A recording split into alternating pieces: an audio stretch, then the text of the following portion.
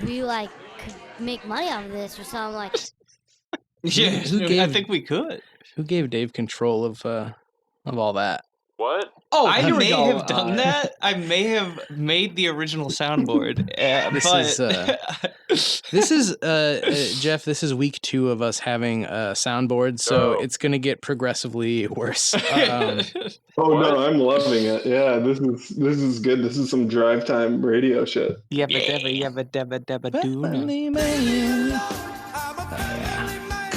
Fuck yeah. Hall & Oates is fucking good. Hell yeah. I mean, like Hall & Oates. I love them. They didn't assault anybody, did they? Because I don't think so. I mean, they're just deeply misogynistic. That's the only thing. Yeah, but who's lyrically who a little bit, yeah.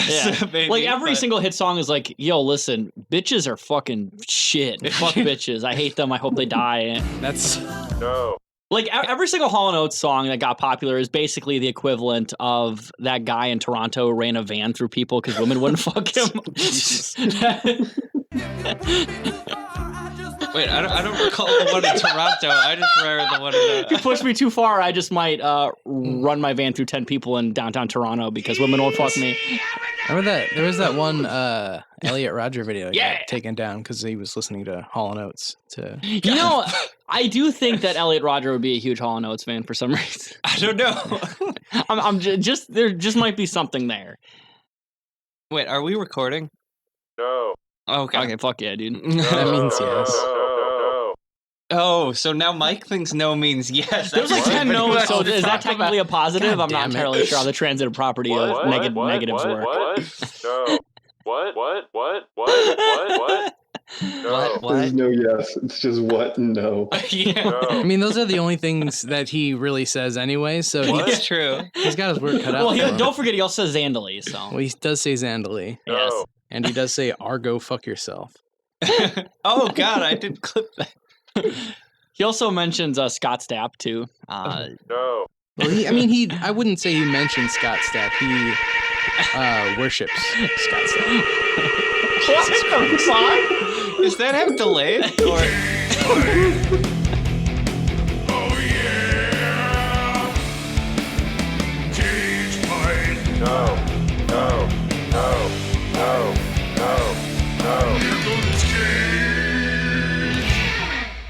Hello and welcome to Cage Fight.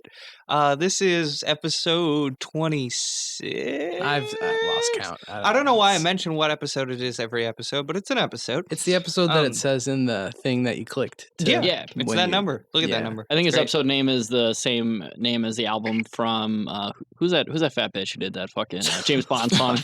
Sam Adele. Smith. Yeah, Sam Smith Adele. Yes, that was who. So it's that same number. So we're off to a great start. We're off to a great start. So this is all. We'll just probably cut the whole episode. Yeah, well, we'll just take it all down. So I guess let's just introduce ourselves. I'm Jess. I'm Mike. Hi. I'm Taylor. What's up? And we have a special guest with us this week. He's fucking sexy. He's funny. He's cute, and he's woke. It's Jeff Marra. How's it going? What's going on, everybody? How's it hanging? Love being woke. Love being cute. Yeah. I hope that was a good intro. I mean, that's the thing. How does it feel to be an e-boy? Just curious. Yeah, that's a good question. It's really been good for me, as opposed to some days whenever it's bad, but mostly good. The tips just keep on rolling in. Fuck yeah, dude. That's what happens. The life of an e-boy is a good life to have. Mike kind of has I think it's like a daily thing. I'm not sure, wired directly to my account, but I just send pictures every day, and we barely talk.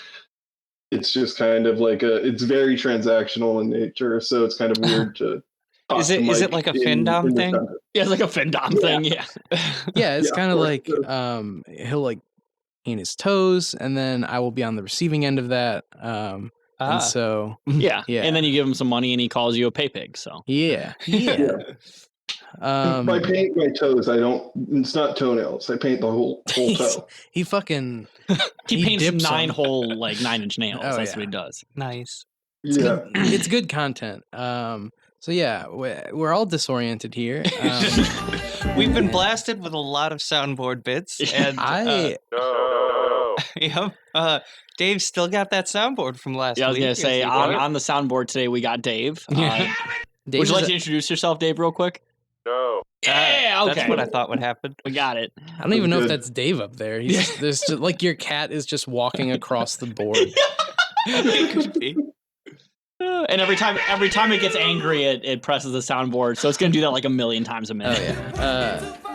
If Just Jess's might bring cat the cat in isn't there. shitting in here, Yeah. Okay, she's look. being angry. God damn it. One time. But One time she shit in here, and we won't let it go. so today we're going to talk about the movies Teen Titans Go to the Movies and Ghost Rider. And that's the thing, of course, those were the 2 best movies that Marvel and DC had to offer this week Yeah. for matchups. And Absolutely. also as well, I do think it was a Teen Titans Go to the Movies, right? Yeah. I think Hillary Clinton came up with the title for that movie, right? Yeah. Yeah, she did. She was heavily involved. There was Team- a lot. You could see her fingerprints all over this. I'm not saying Teen Titans, well, teens can't vote, but I want them to go and make movies with Jeffrey Epstein. And Bryan Singer and Dan Schneider and the whole lot. So We love teens here, That was a cool one. in a regular way. Yeah. So Yeah. that's good. Yeah, and what's that's a fun title of a movie. So when they go to the movies, that's a movie now. It's also a title that reads as a command. Teen Titans, yeah. So Does that mean we're the Teen Titans if it's a command? Teen I Titans, suppose. go to the movies. And we yeah, were I mean, teens at one point. as Yeah. a teen, I was Titanic.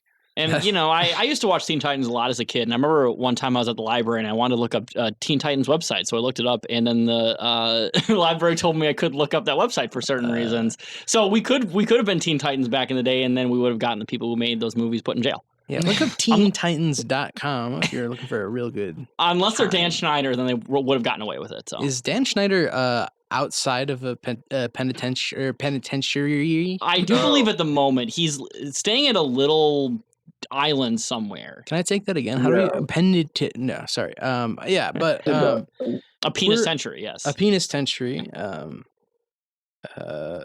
What if we just quit the podcast? Well, with that vote of confidence from Mike, I'll just launch into talking about Teen Titans Go to the Movies. This movie's rated PG, came out in the year 2018, directed by Aaron Horvath and Peter Rita Michelle. Hell yeah. I don't know who either of those 2 people are. I've never heard of them I before. think they work on the Teen Titans Go TV show. That'd be my uh, best guess, yes. I don't know about That would make sense. Michelle, and apologies if I'm mispronouncing that, but I know Aaron Horvath is the creator of Teen Titans Go in my brief bit of research. Now, is it spelled like Michelle, like the female name Michelle, or is it? It's like spelled like Michael. It's like mid. So it's like Michelle Haneke, the director of Funny assume Games, he's the worst French or movie on the something. planet. It's like that Beatles song. It's my reference. There we go. I don't. I don't have one for it. Well, This was written by Michael Jelenic and Aaron Horvath, also the director and creator of it. Production companies were Warner Bros. Animation and DC Entertainment. No real surprises there. Yeah, I honestly thought it was going to be directed by Saturn Films, or like produced by Saturn damn, if Films. this got the Saturn film stamp, that would have been fucking sweet. That would've They fucking did ripped. specifically ask for this movie to be under the Warner Bros. Label as opposed to the Brothers. Yeah, yeah. it's Yeah. Warner Bros. They make like the Neighbors movies as opposed to the Warner Brothers who make the family entertainment. I don't know. Yeah. What kind of family entertainment? Is it family entertainment for men? Yeah, No. brothers. Runtime of 84 minutes. A budget of $10 million. Is that the shortest film we've ever reviewed? Like, this film was under 80 minutes without credits. I think the only shorter one would be A Christmas Carol. Oh, okay. Yeah, and that doesn't really count as a movie. Yeah, 'cause like- it fucking sucks. Because I think this movie like legit came out in theaters. Like this is probably the shortest theatrical movie we've ever reviewed on the show. Yeah, it would be pretty fucked up if they went and called it Teen Titans Go to the Movies, and then you couldn't go to the movies to see it. That would suck, wouldn't it? Like it's just like, hey, Yeah. go to the movies, and because we're only doing it on video on demand, so you have to watch it at home. It's like that's not going to the movies. What? Teen Titans Go straight to VOD. Well, that's the thing is Would've that been a the good one. sequel was actually called "Let's Go to the Lobby." Teen Titans Go to the Lobby. They became lobbyists. Oh yeah, Oh. they're big lobbyists. Yeah. And then Yeah. and then to bring it all back around, they tell you to Teen Titans go to the polls. You had to finish that Hillary Clinton joke I Yeah, said earlier. let's get a Hillary Clinton tally going for this episode, because I have a feeling that's going to keep going. And listen, after this movie, I felt great. So the box office gross of this one, I'm chilling in Hartford, Wisconsin. the box office gross of this one was $52.1 million, putting it in the black. That would Yeah. be 18 out of And what was the budget of this movie again? 10 million. Damn, that's pretty good. 5 times its budget. Yeah. $10 million to fucking draw a bunch of pictures. Wow, good job. I happen to dude. think that this Fuck. might be Flash animation. I don't think it's actually hand drew any of this. Yeah, well, it came out in Yeah. 2018, and I don't think anything has been hand drawn since like the year 2000. Since Maybe since earlier. a certain Hanna-Barbera cartoon that Dave has no knowledge of. So So I'm basically taking this new stance where I think animation's super fucking easy to do. Yeah. And so I'm not impressed by this kitty cat bullshit. Yeah. So that's I'm a where I'll fucking be this adult episode. now. I don't deal with this hand-drawn bullshit. Yeah. Well, I I used to have personally. a What's that? podcast about cartoons too. Oh yeah. Oh, that's- hell Watching yes. this, Oh, That well actually then I probably should've amend been my addressed. statement. Cartoons are manly as shit. Sorry, dude. No, for watching this, I thought like, oh, this kind of looks like shit. I can't believe I liked this as a kid. I'm a big fan of cartoons, but I like it when they're a little bit sexier. Yeah, I was gonna say I think Mike strikes me as more of a hentai fan than a cartoon. Like, Well, you know, I don't go full hentai. I like, kind of like a softcore. Softcore anime. hentai. Yeah. Okay. Yeah. Yeah, I was gonna say, do you like him? Do you like him a little Bryan Singer-fied, if you know what I mean, or just regular hentai? I wouldn't go that far. Okay, I watch a little bit of hentai and then like JOI stuff. Oh, that makes a lot of sense. Yeah. Oh, cool. Yeah. Yo. I mean, once again, we're talking about a movie that involves underage people, and we're talking about hentai JOIs. Jesus Christ. And we say we're better than Bryan Singer. What the fuck? We're not better than Bryan Singer. We're just as bad. I'm not participating. I mean, Yeah, I'm definitely better than. I'm not signing out on that. I'm personally way chiller than. I mean, I will say I'm Bryan better than Singer. Brett Ratner as a filmmaker, and frankly, as a person. So on Rotten Tomatoes, this one got a 91% from the critics. How? and Never mind. I gotta save my Oh. opinions, but how?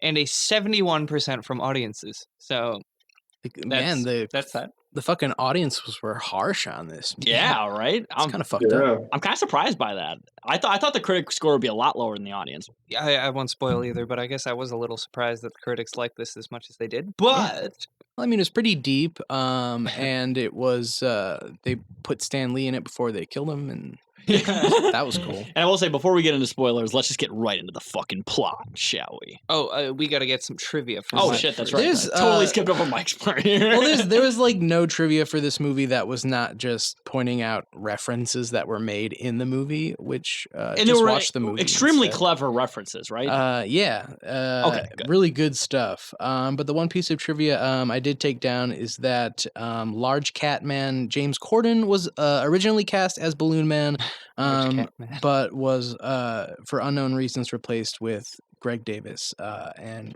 fuck James Corden. Yeah, James so- Corden. Yeah, he sucks. We don't like him. I found out why he got replaced. They popped him. Yeah. Oh, well, I see. Ooh.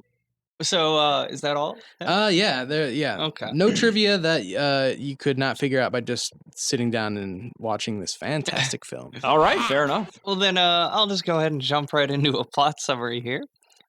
So we open in peaceful Jump City, right as the piece is disrupted by Balloon Man, a giant inflatable pink balloon man. Wait, you said Jump City? Yeah. Is it Red Jumpsuit Apparatus City? What?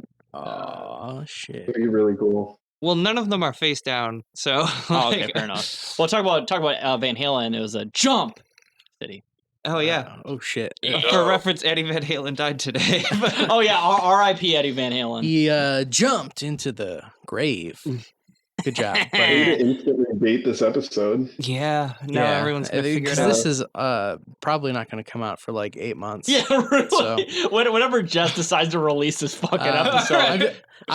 No, that was not shade at Jess. But I would like to say this is like the Chinese democracy of podcasts. It takes like 3 months to release like 2 minutes. Sometimes it takes a while.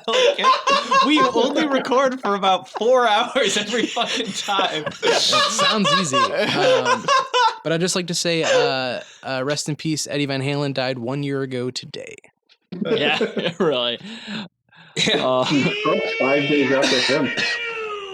Oh yeah, and Trump died shortly after. Yeah, really. 1 year ago. Yeah. But so the Teen Titans show up to try and stop Balloon Man, and we are introduced to them through their rap song that they rap together. It's a really good rap song too. It's That astonishingly was good. good. And I will say, kind of interject here. I was really a big fan of the original Teen Titans show, and it is kind of cool they got the original like voice cast together to play the characters. Yeah, and I think it was nice to finally hear like a rap song without all the references to swearing and drugs and Very wholesome family rap abusing song. women. Yeah. and things Very like family that. friendly. So Well, One thing I noticed about this rap song is Beast Boy. He kind of does a yell rap like a Beastie Boy. Yeah, holy why shit. did they give Beast Boy like a borderline like racist black accent in this movie?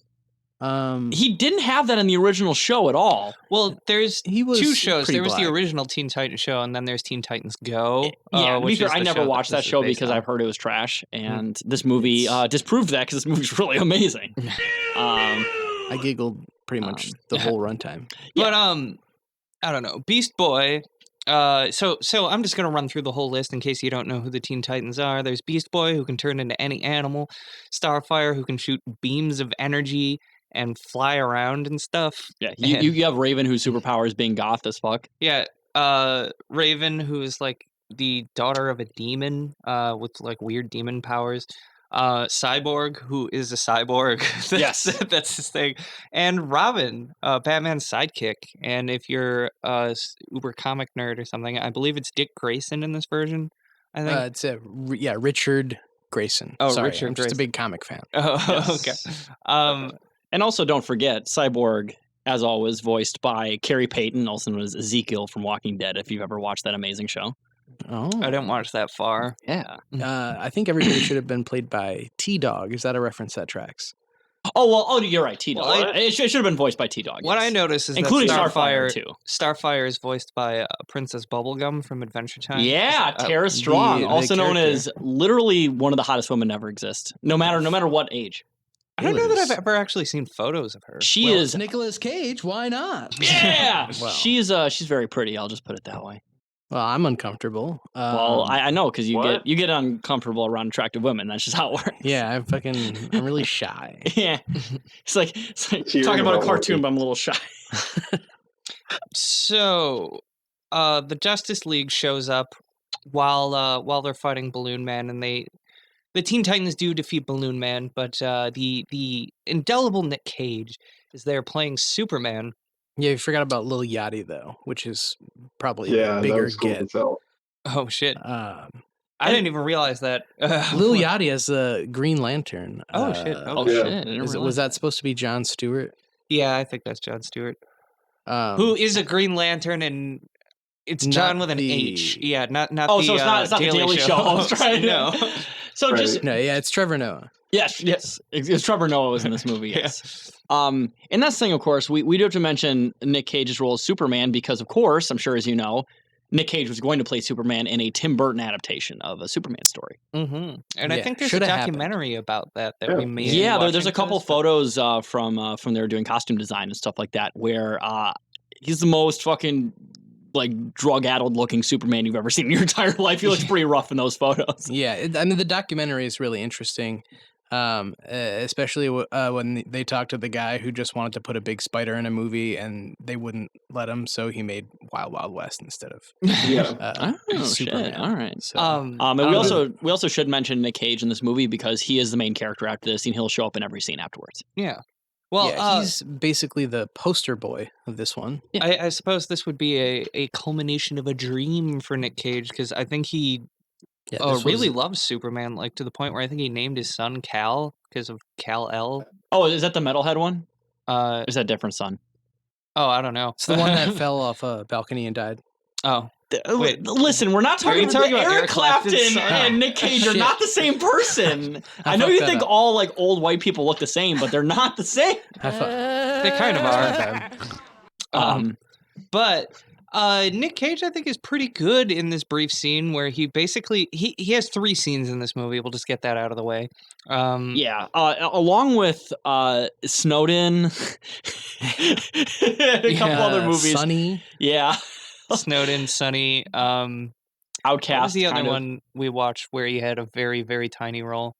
Outcast is a pretty small role, and it's one we just did not too long after Snowden. I don't know what the fuck we watched. Yeah, who cares? It lost somewhere. It doesn't matter. So the Teen Titans basically express how they want a movie made about them, but the Justice League says they need to be more heroic if they don't want to be thought of as jokes. So then the Teen Titans go to a Batman movie premiere for superheroes, trying to get in there, but are denied entry because they aren't even recognized by the We forgot security. Snowden and Fast Times at Ridgemont High. That was the other one. Fast Times, yes. That's really not a Cage movie. So yeah, I was going to say, along with Snowden and Fast Times, can we really call this a Nick Cage movie? And A Christmas Carol. This is definitely a Nick Cage movie. Because he says maybe a minute's worth of dialogue at most. I think... I will say, out of all of the non-Nick Cage movies that we reviewed on this, I think Fast Times is the least Nick Cage out of all. He doesn't even have a single line of dialogue that you're 100% sure he even great, because we all loved that fucking movie. It's such a good in movie. a movie where everybody's assaulting someone. He doesn't even get to assault anyone. So, pretty fucked up. Oh, God. They sneak into the movie premiere even though they're denied entry. By Raven portaling them in and get some seats, and they see movies being made about Alfred the Butler, the Batmobile, and Batman's utility belt. And I actually genuinely liked that scene a lot. That was pretty funny. Yeah, that was kind of funny. The one with the utility belt. And basically Robin gets publicly humiliated because he thought there would be a movie about him, and all of the superheroes laugh at him. But he does have a public humiliation fetish, so it all ends up okay. Yeah, he loves it. He's very happy, and that's the end of the movie. That's why it's only 84 minutes long. It's just yeah, if you look really closely, there's like a little lump in his super suit. Okay. God damn it. He's a teen, guys. Yeah, I was going to say, you're talking about the bulge of teenagers. I'm sorry. Did Cameron Crowe walk in here? Yeah, sorry, I've been hanging out with old Cam Crowe. So they decide to be truly recognized heroes. They need an arch nemesis. So they go to stop a robbery in progress that is being made by Slade, who is usually known as Deathstroke, I believe. Yeah, I remember that in the original Teen Titans show, they called him Slade, too. They don't call him Deathstroke because that's too dark for small children. Yes. Death is really scary and not good. And I will say, too, like, you shouldn't put deaths, like, because I do a lot of death strokes, if you know what I mean, and we shouldn't put a word like that in a children's show. Yeah. You're talking about, like, the strokes that you have or, like, jacking off? Kind of combination of those two, you know, the petite, more, there's a little death, if you know what I mean. I mean, we've all David stroked Carradine. Oh, yeah. Love a good... That was a nice little, like, late 2000s hashtag rap thing going on for a second. We just did. I should mention Slade is played by Will Arnett, which is kind of cool. Lego Batman himself. Yeah. I like to see Will Arnett in things. I think he's a pretty good voice actor, and I think he's funny. And I loved BoJack Horseman, and maybe I should make a BoJack about BoJack Horseman. I'm surprised you like BoJack Man. That's fucking controversial right there. It's controversial to like BoJack? I don't think so. But. Well, I really like the casting of Diane. That's the only part of the show I liked. Or what? Diane? The casting of Diane. Yeah. Yeah, she was pretty great. I liked... there was controversy about her being played by a white person because it's Alison Brie. Is Alison Brie white? That's crazy. Yeah, a name like Alison Brie, who would have ever thought they'd be a white person? Although I will say, though... My favorite part of BoJack Horseman is when he gets his like $8,000 suit destroyed. And he's like, "I got an $8,000 suit. Come on!" Oh, yeah, that's, that was. Or his $800 banana suit. Yeah. Come on. I'm These are fucking- pulling to fucking Arrested Development, I believe. Well, but, it's Nicolas Cage. Why not? Yeah. No, it's not Nicolas I'm Cage. glad we It's Will pulled Arnett. that out for the You know, soundboard. it's just me, or does Will Arnett kind of look like Nick Cage if you just squint your eyes a little bit? A little bit. The voice is different though. But I'd watch so- him do a sex scene for sure. basically Slade ruins their confidence and they go home disappointed and unable to stop him from his robbery. So the Teen Titans then decide, after an upbeat inspirational song about life, which I believe that is the actual title of the song, sung by Michael Bolton. Oh, I didn't even realize that. Yeah. There's like 10. I was like, is this a fucking musical? There's so many songs in this movie. Yeah, it kind of is a musical, honestly. But It makes up like half the runtime of this fucking movie. I swear to God. Yeah, I was fucking like Yeah. my neck still hurts from jamming out so hard. Yeah. look, the upbeat inspirational song about life was not that bad. I think we owe it to Michael Bolton. Okay, but what's the difference between Oh. upbeat inspirational song and everything is awesome? not Well, very it's- much, but everything is awesome. Okay, I don't know. Everything is awesome. They're both bad, all right. But That wasn't the point I'm trying to make. It's just like the song's been done before. You know, Okay. that's And saying it's Mike, called Yeah. Everything is Awesome. Michael I hate- Bolton had a remix of his song "When a Man Loves a Woman," and it was called "When a Man Loves a Child," and it was co-written by Bryan Singer. Fucking good. Oh. Welcome again to the fucking. Happy reviewing to have you, Jeff. Thank you for stopping by. And I'm loving it. Yeah, this is. I love the X-Men films. They're my favorite franchise. Yeah, well, that's the thing, you know. Um, How many film franchises have been directed by more like sex offenders than the X-Men movies? Because you got Brett Ratner, you got Bryan Singer, Yeah, X-Men, more like Yeah. sex men, and Yeah, not like- the good kind. like sex predator men. bad. Kind. all The the bad president's sex sex men. predator men. Yes. That's the original title, but they changed it very quickly afterwards. It's the sex Yeah, predator they- man. It's like, well, that's the thing in the X-Men movies, you know, all the mutants have to go on a list, but it's the sex offender registries. But Hey, think about this: Jeffrey Eckstein. Oh! okay. That's something. Well, that's for and sure. Magneto in the third X-Men movie didn't want to be put on the list because he didn't want to have to inform his neighbors where he lives every time he moves. Yeah, and then he didn't want to, change his name to Magpedo, So I love how we're talking about a Marvel movie when we're supposed to be talking about a DC. yes, well, to be Nicolas fair, Cage, why they not? talk about Marvel movies almost as much as they talk about DC Which is heroes true. in this fucking Yeah. movie. So the Titans go to Hollywood after that song sung by Michael Bolton, and they get a movie made, or they want to get a movie made about them. So they ask Jade Wilson, who, look, keep in mind here, this is super well hidden. That I don't think they actually said his last name, but it is Slade Wilson. yeah, Slade does yeah. sound like Jade, but Jade Wilson is definitely like a porn star, I think. Slade. Wait, Wilson. really? Probably. I don't Oh, know. yeah. It sounds. Jade Wilson definitely sounds like a porn Probably star could name. be. If it's not, it definitely will be after this podcast. Yeah. Just make it happen. But they ask Jade Wilson, who is apparently the superhero movie director and makes all of the superhero movies in this universe, to make a movie about them. And again, they ask through a song. It happens like 2 minutes after the last song. There is less time than the length of a song between these two songs. So, Really? it It makes you wonder why they didn't bridge the two songs with another song. it's true. Yeah. She refuses because they don't have an arch enemy. So they go through a weird hatched plan to get rid of all the other superheroes so that they can become the only superheroes to make Yeah, movies about. And they go back in time. right? Yeah, they go back in time and try to prevent the tragic events that made all the heroes become heroes. First, they save Krypton by playing a song. Yes, and by making baby Superman shake his ass at the bare ass of the Yeah, camera. I mean, once there's a again, baby Bryan Superman. Singer was responsible for that decision. Yeah, Yeah, that was weird. they basically decide to genocide all the superheroes for their own benefit. They do. Which I gotta The say, only one who they were willing to kill was Aquaman, because everybody else was they just bullied Wonder Woman. They did the song thing for Superman, and they saved Batman's parents. oh yeah. With Aquaman, they were full on okay, let's put a 6-pack thing in here. He's going to suffocate and die as a Yeah. baby. But Yeah. Also, I gotta say, like, wouldn't Robin cease to exist if they made Batman not become Batman? Like, No, see, it was the circus that made him Robin. Batman just helped him realize it. So he would still be Robin, just with a little less brooding, I guess. Well, and that's the thing, right? Is that along with another Nick Cage movie alumni, Joseph Gordon-Levitt, he'd still exist if Batman. Hashtag yes, my Robin. Joseph Gordon-Levitt, or as some people know him, the only Robin. Yeah, absolutely, the only real Robin. Yeah.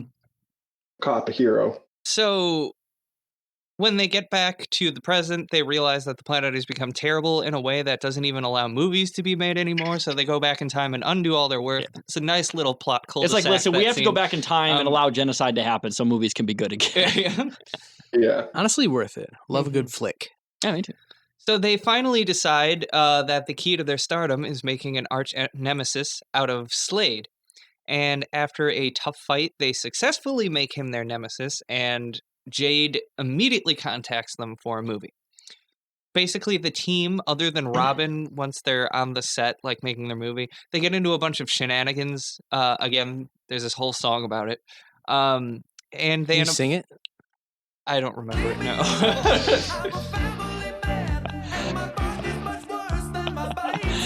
That was the song.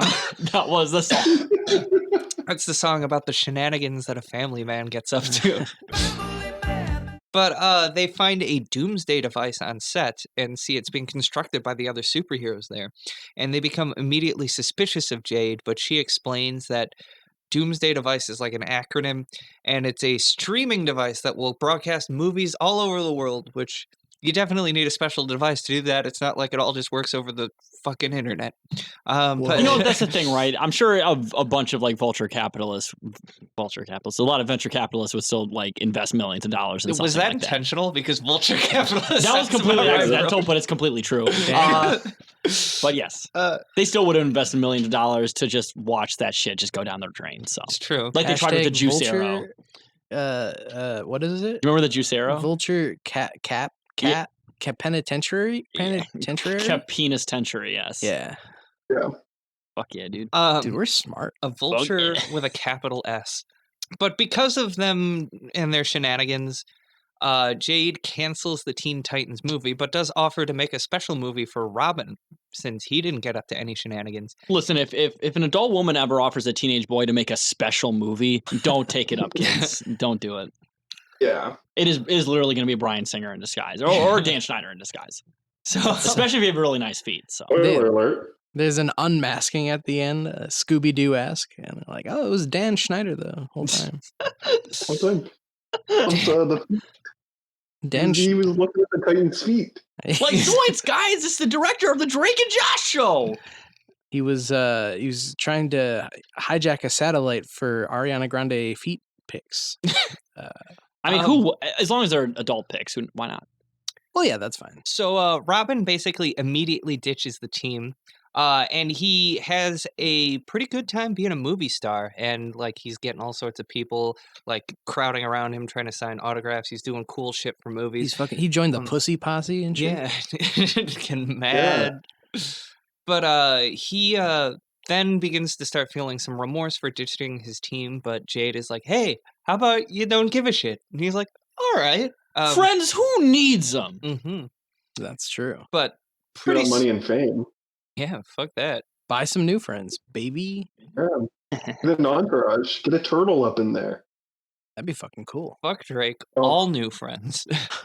Yeah. So we're always talking about pedophiles on this show. It's fucking yeah. We forgot Drake is a pedophile. Yes. Well, it's Nicolas Cage. Why not? I really hope Nick Cage isn't a pedophile. Oh, Drake, the rapper, is a pedophile. So wait, is that what you were gonna say, Jeff? Who isn't a pedophile? A turtle isn't. Oh, that's from Entourage. Oh, okay. I thought you were saying a turtle. Because I mean, some turtles are. Well, yeah, because some of them are like 200 fucking years old. Yeah. Imagine. It's impossible to live 200 years on God's green earth without, doing some sketch. Yeah, I think so. I agree with that. It happens, especially in the turtle world. Like, yeah, it happens. I mean, they have like barbed dicks and stuff like that. Isn't that cats? I think they also have barbed dicks. If I'm not Really? mistaken. That's yeah. fucking cool. Fuck yeah. So they do some sus shit constantly, I would say. My dick could pass for barbed, but it's mostly just like covered in skin tags. What? But so soon after, basically Jade immediately reveals that she is actually Slade and has duped Robin through his acting into letting him into the Teen Titans vault, the real vault. And she steals some like crystal that, I don't know, it's like a MacGuffin. And That's a Deus Ex Machina. so like Slade did this to every superhero that he made a movie for and stole things from each city to make his Doomsday device, which is not just a movie streaming machine, but also a mind control device, which will mind control everyone in the world who tunes in to see these movies. What's the freaking difference? All these kids watching TV, all fucking mind controlled. Brainwashed by the liberal fucking media. Yeah, really. All of them. Oh yeah. Fucking, you try to talk about news with these kids, and they're all like, Tiger King, Tiger King. Try to talk about, free market economics. They're like, I want to be a socialist. And it's like, you know what, kid?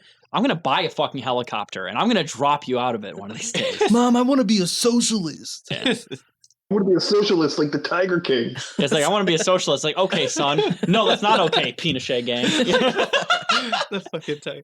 Oh, God. Oh, so basically, Slade traps Robin in the Titan's tower as he burns it down, and Robin manages to escape and reassembles the team by apologizing for his actions, for dissing them, and they immediately forgive him. Damn, And- that was very big of him, to really Yeah. to fucking nut up and Not up and Apologize. frankly shut up afterwards. yeah. Because he doesn't say another line of dialogue after that scene. So. I mean, he's a teen, and I still haven't learned how to apologize, and he's doing a pretty good job. He's pretty ubermensch if you think about it, because he doesn't have any superpowers, but he's still able to boss around fucking like superpowered freaks. Well, that's his superpower. He's a boss ass bitch. A massive authoritarian, yes. This happens later in the movie, but there's one point where like Cyborg and Beast Boy combine into like a robot dinosaur, and somehow they still need Robin to pilot them. Yes. I don't understand. Like both the flying animal part and the weapons part are autonomous and able to move on their own, but for some He's reason the glue You that know, holds the that's group the- together. Yeah. That scene was really an allegory for the state and workers, if you really think about it. Yeah, Oh, and yeah. those are the Exactly. references that we were talking about before. Yes. About how this movie.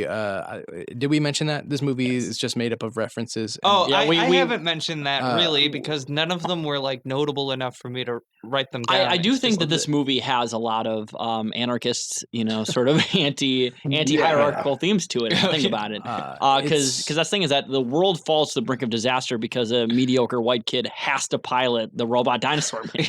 yeah, And there are a couple funny references. Like I said, the Stan Lee references are kind of funny, but didn't he die like 3 days later? yeah, he actually killed himself because he stooped as low as doing this movie. That's true, yeah. So, But and I there's didn't know it was a DC movie. They tricked him into doing a DC thing, and he fucking freaked out. Yeah, and he's like, Crazy. and he literally was like, "Oh, where's that fucking piece of shit, Jack Kirby? I need to kick him in the balls real quick." he And saw it then on Jack his Kirby died. direct deposit. He was like, DC. That stands for Detective Comics. And then he. But whenever he killed himself, he said he was actually just going to kill himself to go to hell to beat the shit out of Jack Kirby. Yeah, it's like DC. What are the movie about down and out cunts? Fuck this bullshit. And then he had to die immediately. Yeah. There was a funny joke about like Superman gets harmed, and he's like, "You can't do that. He's a national treasure." I missed that. Holy Oh, shit. yeah. Yeah, they made a national Oh, treasure wow. joke in this movie. They did make a national treasure joke, which I guess is the only reference that is really relevant to this podcast. There- Oh god. There's a million references to, strangely, a lot of Marvel shit, and not very many references Yeah, to Marvel's DC very shit. popular. Yeah. So You might not believe it, but Disney has been eyeing that company for quite a while. yeah, they might even buy Star Wars. What year are we pretending it is currently? This is year the 2011, I think. Well, if they're eyeing Yeah. Marvel, I think it would be like 2008. Oh, okay, whatever. That fine. Iron Man fucking look good with History Mickey is so ears. long ago. I don't give a fuck anymore. Yeah. I don't know anything. Yeah, I'm a dipshit. I get dude. dumber every day. Fuck yeah, dude. at the Robin movie premiere, the Titans break in and they reveal that Jade is actually Slade to the entire rest of the world.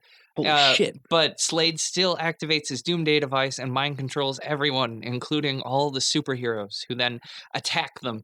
But Raven immediately takes care of this by trapping all of the heroes in a portal. And if she can do that, why isn't she the most powerful being in the universe? Like, honest question here. But, well, once again, she's an allegory for worker power. Like, worker power can't be stopped once they're all like brought together. Yeah, well, when they're brought back together. I see. I like this. Like I said, it's an allegory for class conflict. Yeah, this is a very good, strong leftist film.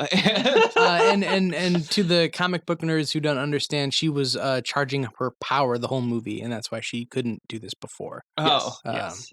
Yeah. Right. Wait, really? Is that in the movie, or are you just... No, I'm just assuming if she did it now, it's because she was spending the rest of the movie charging up the ability to do that. I mean, listen, if Starfire and Raven can't be hot in this movie like they were in the original TV show, then they might as well be good. Yeah. Might as well powers. Yeah. I mean, either be hot or be useful. Pick one. I kind of agree with that. That's a very, once again, Jess, you're a lady. and that's a good skill for you to Being have. the only feminine energy on this podcast, even. I mean, you Jess, are very pretty on this. Jess, you're pretty hot. So, But just think of how powerful you'd be when you fucking fill your tits with milk. So give big Kazar milkers, Okay. So after Raven traps them all, the team goes to take on Slade, whose Doomsday device now also turns into a giant robot Gundam. And like they defeat Slade by doing their intro rap song over again, but this time They do. better. yeah, if you get really the good flow this down, it can be really violent. To The your only way they enemies. could have gotten better is if they would have gotten he has a red hat. What the they gotten Fred Durst to do a verse on that. And I think I think Fred Durst actually did do a verse on that song, didn't he? Yeah, he was supposed to, but then he got pulled for an eHarmony commercial. Yeah, that's true. That's true, actually, yes. This movie took me 3.5 hours to watch because every song I actually just restarted the song as soon as it was over and listened to it about 10 times in a row. Yeah, it's just Every that time there was a catchy. song. Yeah, it's just amazing. The soundtrack available through Warner Bros. Records, I assume. But so it's give us money, Warner Brothers. Somebody give us money. Garfield Food Truck is not. Yeah, Garfield Food Truck better give us fucking money one of these Garfield Food days. Truck has dropped the fucking ball. Ramoneo Studios can suck on these. Can prominently suck on these nuts. Yes. Fuck them. So they destroy the Doomsday Machine, defeat Slade, and it ends with Robin telling the kids watching to ask their parents where babies come from. And I actually thought that was a little funny how he just jumped onto the camera at the end and said that. A little inappropriate. I was kind of pissed because I was watching with my kids. Yeah. I do think that would have been really hilarious. Even just one kid learned about the birds and the bees because of a minor gag that happened. Yeah. Actually, if you watch the uncut version, he actually says at the end, Robin uncut. Ask your parents about deep unprotected penetration. Oh God. Specifically. They changed it a little bit. Yeah. Mm-hmm. A little bit dirtier. Oh, and then after the credits roll briefly, but not all the way, it shows the Teen Titans from the first cartoon. The real Teen Titans. Yeah, saying they found a way back. And I didn't understand this until I looked up and found that there is a sequel to this movie in which the original Teen Titans fight the Teen Titans Go cast, I think. Yeah, Teen Titans Go versus Teen Titans. Which, that would be really awkward because literally both series have the exact same voice actors for the characters. So how would they make that? That's not awkward. That's less people to pay.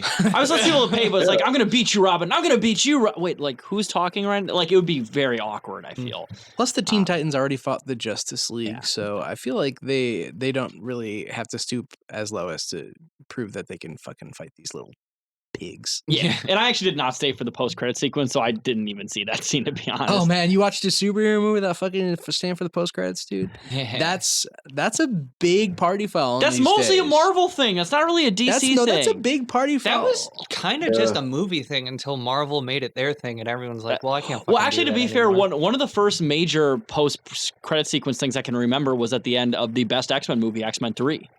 Oh yeah, where they at the post credit scene where Kip and LaFonda get married. Yes.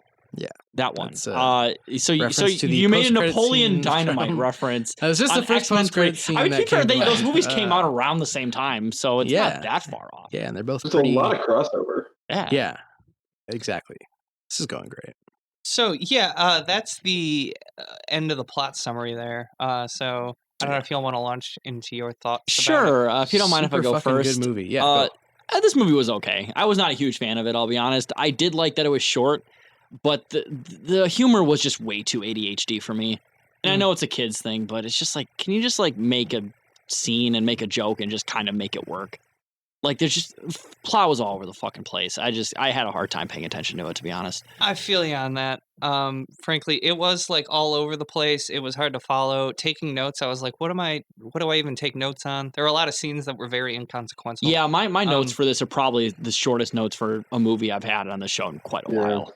Yeah, my notes are just literally just some scribbles with various crayons. Yeah. So, and most of them are just references to the fact that like Starfire and Raven aren't hot anymore, and that made me really depressed. Yeah, my notes are just a weird symbol. I don't know what it means, but I have a feeling that I have to figure it out. Does it activate like something deep in your subconscious? Yes. Like a. Yeah, it's something weird. I just, while I was watching, apparently just took a pen to paper and just drew something very strange. Did you rename yourself after a symbol like Prince did back in the late 90s? Is that what that symbol was? So it was Hopefully, it will be my name. The podcaster formerly known as...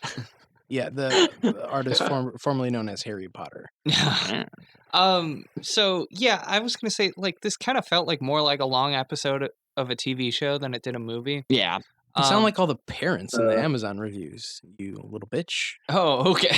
I mean, to be fair, this movie's literally doesn't even crack 80 minutes without the credits. So this really does seem like an extended like plot arc of the series. There really wasn't any like character development. I guess Robin learned to maybe not be into fame, but like he was always a vain little bitch though in the original show. And, I don't feel like there was any lesson learned or anything. Yeah. Yeah.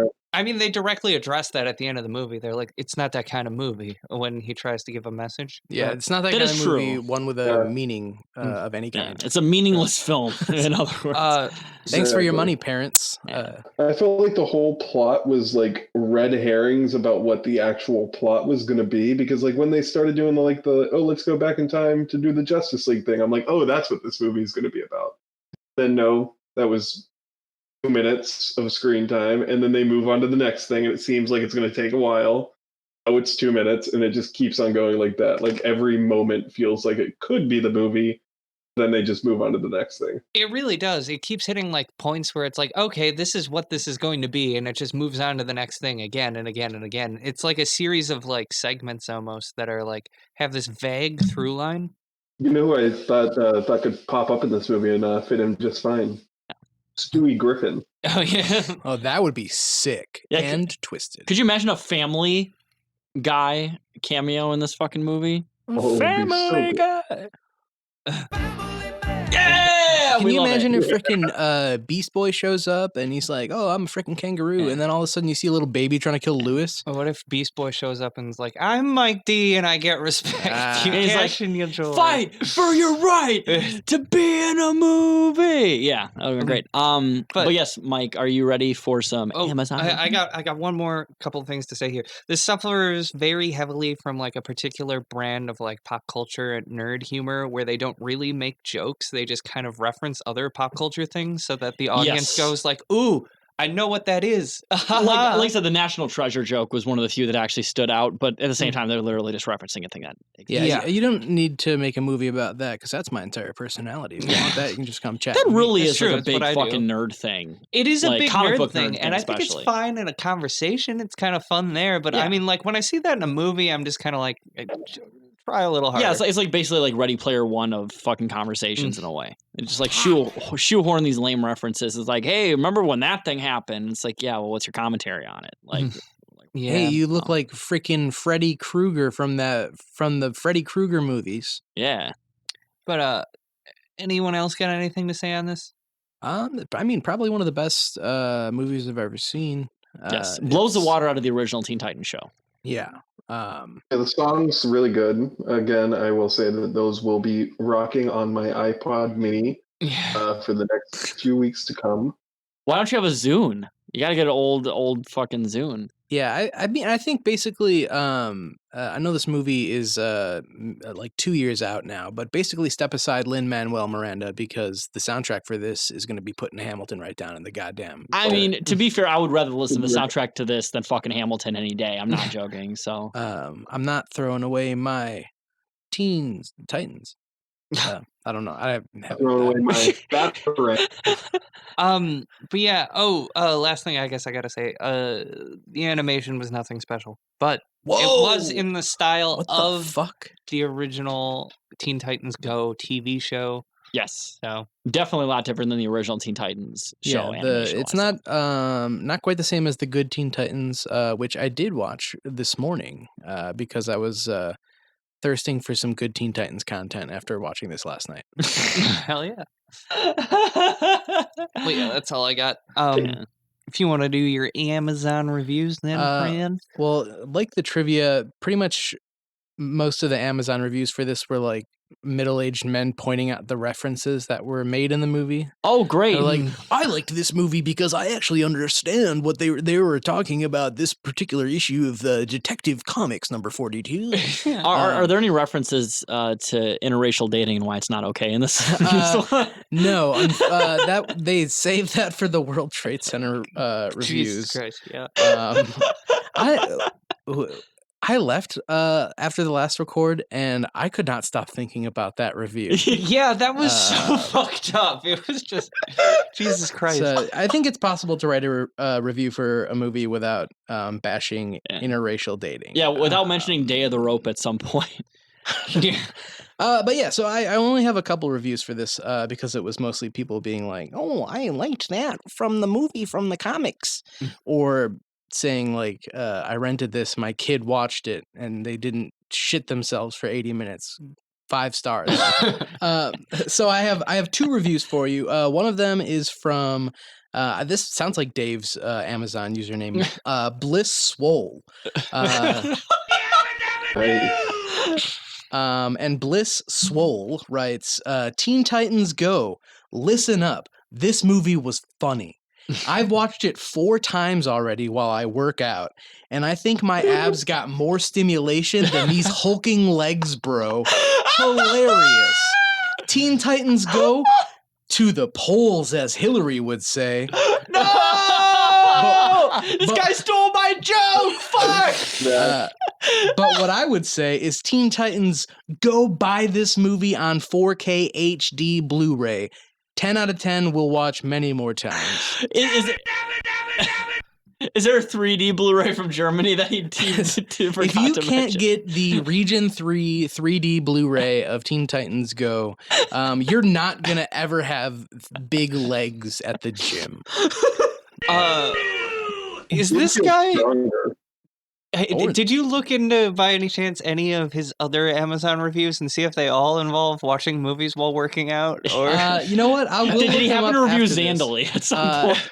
He said Zandali is his favorite movie, and he said something about having like a soundboard on his podcast.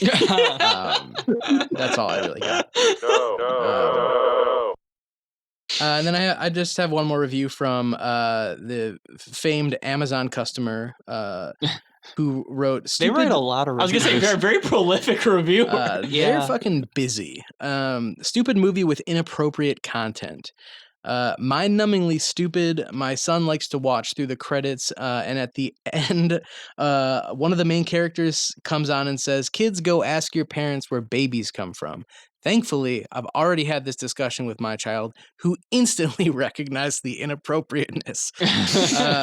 So, yeah, don't you hate when you're like fucking... you throw on a kids movie and you laugh at the jokes that are specifically for the parents, but then your kid turns around and they're like, that was actually pretty naughty and should not have probably been in the movie. Listen, if another movie makes me have to explain what biological processes are to a child, I'm gonna fucking just go ape shit.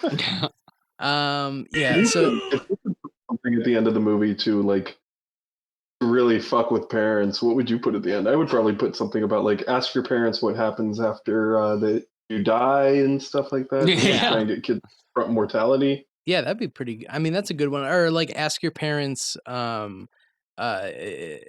if they ever like shit in your diaper and blamed it on you or something like that. Ask your parents if it's okay if I take a picture of myself in my underwear and put it in the sock drawer.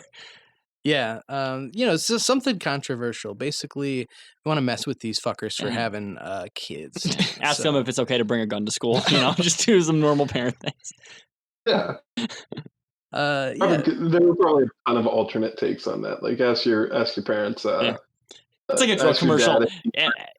Ask your parents today to bring if you can bring in a deadly weapon to school. Ask your parents the most effective method of suicide, or slaughtering your classmates. It would only work better if there's. Well, no, never mind. Jeremy killed himself, so if his name was Jeremy, it would have been fine. Yeah, and rest in peace, Eddie Van Vetter. Eddie Van Vetter. Rest in peace, Eddie Van. Rest in peace, Eddie Van Vetter. Well, now I've got to make a Van Halen fucking Eddie Vedder mashup. You fucking better. Wait till his fucking cancer-soaked body is cold. You mongrel. I mean, to be fair, Eddie Vedder is a better guitarist than Eddie Van Halen. So that's true. What? Have you ever heard Yellow Ledbetter? Wait, does Eddie Vedder even play the guitar? Yes, he does. He mainly plays acoustic. What the fuck? He plays the ukulele first. He did the soundtrack to Into the Wild. Did he? Yeah, he did. Oh, movie about that fucking rich kid who ate shit and died in Alaska. He moved into the woods. He literally died because he ate poison fucking potato seeds. What a cuck. What a fucking loser. All the things that he carved into his van were about how lonely he was. Yeah. People romantic. He's going hungry.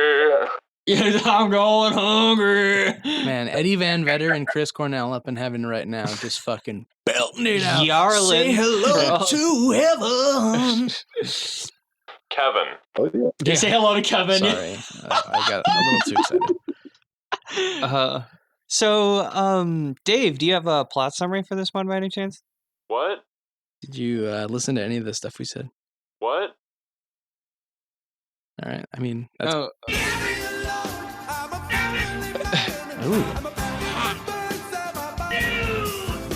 Ooh. That's a pretty that good... one had some extra funk to it. Yeah. Let me alone.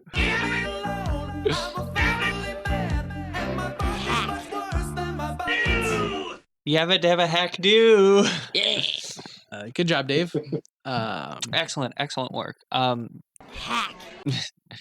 So yeah, then I guess that's all we have to say about Teen Titans Go to the Movies right now. Sure? Are we sure? Do we have You anything? like could make money off of this? Yeah, or can something can we mention more pedophiles by any chance? So we're done there, and we're gonna take a short break, and we'll be back to you to talk about Ghost Rider. Yeah, Ghost Rider in the Storm. Jim Morrison.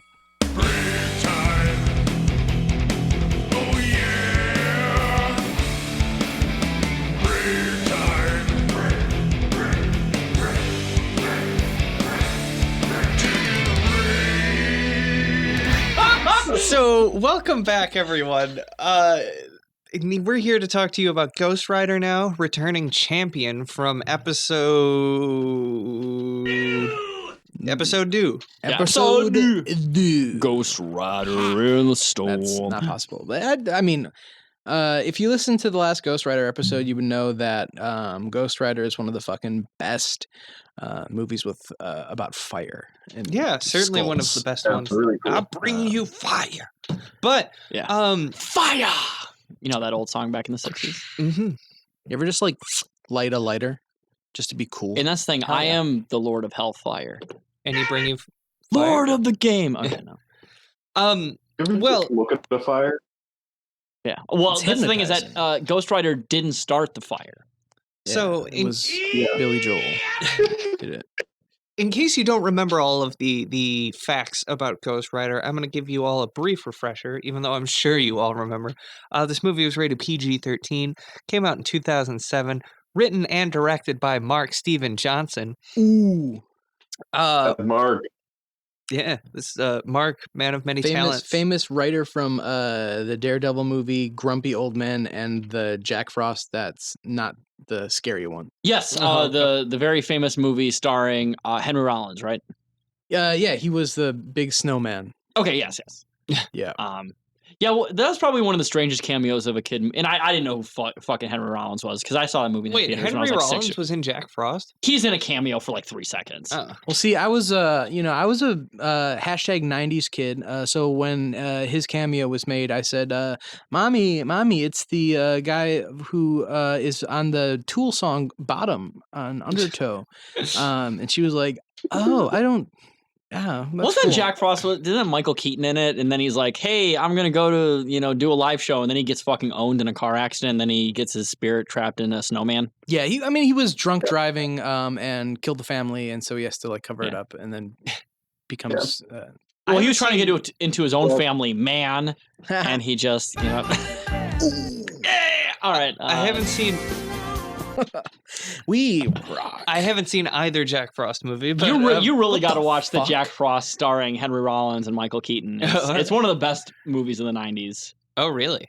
No, it's really bad. Don't watch it. It's yeah. My dad liked it, so that should tell you that it's not a good movie. Okay. I don't know your dad, but I'd beat the shit out of him if he talked to me like that. So. I mean, you can just do that regardless. So, all right. Ghost Rider, produced by Columbia Pictures and Marvel Studios. Again, this is a DC versus Marvel episode, and we have been very on topic about that. That's true. Just curious, did Saturn Films have anything to do with the production of this movie? Nope.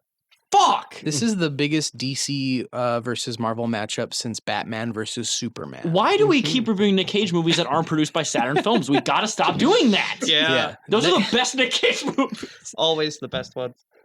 So this had a runtime of 110 minutes, budget of 109. Oh, what? 109. Felt like 109, yeah. Dumb bitch. The version I had was literally 2 hours and 10 minutes, so I must have gotten the extended cut. There is an extended cut, yeah. Yeah, I must have gotten the extended cut. Geez. This movie had a budget of $110 million, which some other people were saying 109 here, but I was like $1 million per minute. That seems no. That's a pretty good budget if you ask me. And that's how I calculate it. And what was the box office? $228.7 million. So we get 2 movies in the black in this episode. Mm-hmm. Although we've already covered this one, so it's already in the count. But we're finally getting the home stretch of movies that actually made money. Yeah, we're fucking back in black, baby. And then we'll cue up the song. Yeah. Thunder. And I'm gonna play Highway to Hell instead of Highway. No, you play the song Black by Pearl Jam. Oh Instead, yeah. Yes. Rest in peace, Eddie Van Vedder. So Rotten Tomatoes, this got a 27% from the critics, a 48% from audiences. Fucking shame. Remember when the critics gave this a 27% Rotten Tomatoes and then 91% for the other movie that we watched? Yeah, right. Yeah. Like, what the fuck? Okay, well, first of all, I don't want to say one is better than the other. I'm going to save that for my vote. Yeah. We're Mike absolutely did not spoil his opinions on who's killing. So basically, the critics are right. Yeah, the critics are completely right. So. Oh, one thing I do have noted here is that Cage's CGI Ghost Rider skull was modeled from a 3D X-ray of his actual skull. I remember we talked about that on the original episode. I thought they just ripped it off of Scorpion from Mortal Kombat because he looks exactly like Scorpion from Mortal Kombat. And it does, yeah. That's what Nicolas Cage would actually look like if he was actual Ghost Rider. They made sure, like. Yeah, they did that because, the true fans would notice if it was somebody else's skull. Yeah, absolutely. As a certified Cage phrenologist, You only do phrenology, but for Nick Cage movies. Yes, when people make Nicolas Cage skulls and head busts, I go over there and measure it to make sure all the lobes are correct. Yeah, you got to make sure all the bumps are in the right place and all that stuff. So yeah, I'm not going to go into a full very long plot summary here. If you want to hear the complete plot summary, go to I was gonna say, Mike, did you have any 7. trivia, or did we already go to trivia? Well, we did the trivia in the last episode, but I will say one piece of trivia that I do remember, which is that they modeled the motorcycle off of Nicolas Cage's bones. Oh shit! Okay. Did they model the martini glass full of Jelly Bellies on his martini glass full of Jelly Bellies? Yeah, he eats a lot of specifically red and yellow Jelly Bellies, and I looked up if there was any significance, but I think it just looks like fire. Red and yellow. That's actually kind of funny. That feels like a Nick Cage choice. Yeah. He himself made that choice because I know he likes to do that. He likes to make a little weird character. Absolutely. I think it kind of he does in this movie. And I'm not super familiar with like Ghost Rider lore, but I think he's one of those heroes that's like an alcoholic, and so they were like, "What if we just gave him?" I think he owns a jelly bean factory. Oh yeah, Yes. yeah. Sorry, I'm thinking of Iron Man. I think one of the pieces of trivia too is that doesn't Nick Cage actually have like a Ghost Rider tattoo, and they had to like cover it up? I think he has. He named himself after Luke Cage, and I think he has the genitals of Namor. Oh, okay. That makes a lot of sense. That's all I really remember. Got this tattooed over his genitals, so Yes. Yeah. But so like I said, if you want to hear the full complete summary of Ghost Rider, go back listen to episode 7. I'm going to go through a very quick summary here right now. So, Nicolas Cage is Johnny Blaze, a motorcycle stunt rider who at a young age made a deal with the devil to save his father from dying of cancer. The devil double-crossed him, but Cage is still bound by the agreement and in debt to the devil, who will make sure that he stays alive in the meantime. And I do believe that his father is named Barton Fink Blaze, right? Yes. Okay, it's Barton Fink Blaze. Okay. It's This movie is partially made by Joel and Ethan Coen. and Johnny Blaze is a pseudonym. His name is Faust, and whatever. Fuck. Y'all don't get my 17th century German literature references. No. I referenced Joel and Ethan Coen, and you referenced that bullshit. Yeah, kind of like how you mentioned jazz and I mentioned horse sex on other episodes. Yeah, basically fucking R.L. Stein over here. I don't know. I mean, he is the greatest songbird of our generation, if you think about it. Yeah, and he looks great. So knowing that the devil will keep him alive has made Cave a very recklessly dangerous and very well-known stunt driver. I'm sorry, did you say Cave? Wait, Nick Cave is in this? Nick Cave is this movie? Yes, this has got Nick Cave. Oh shit! And those jelly beans were his bad seeds.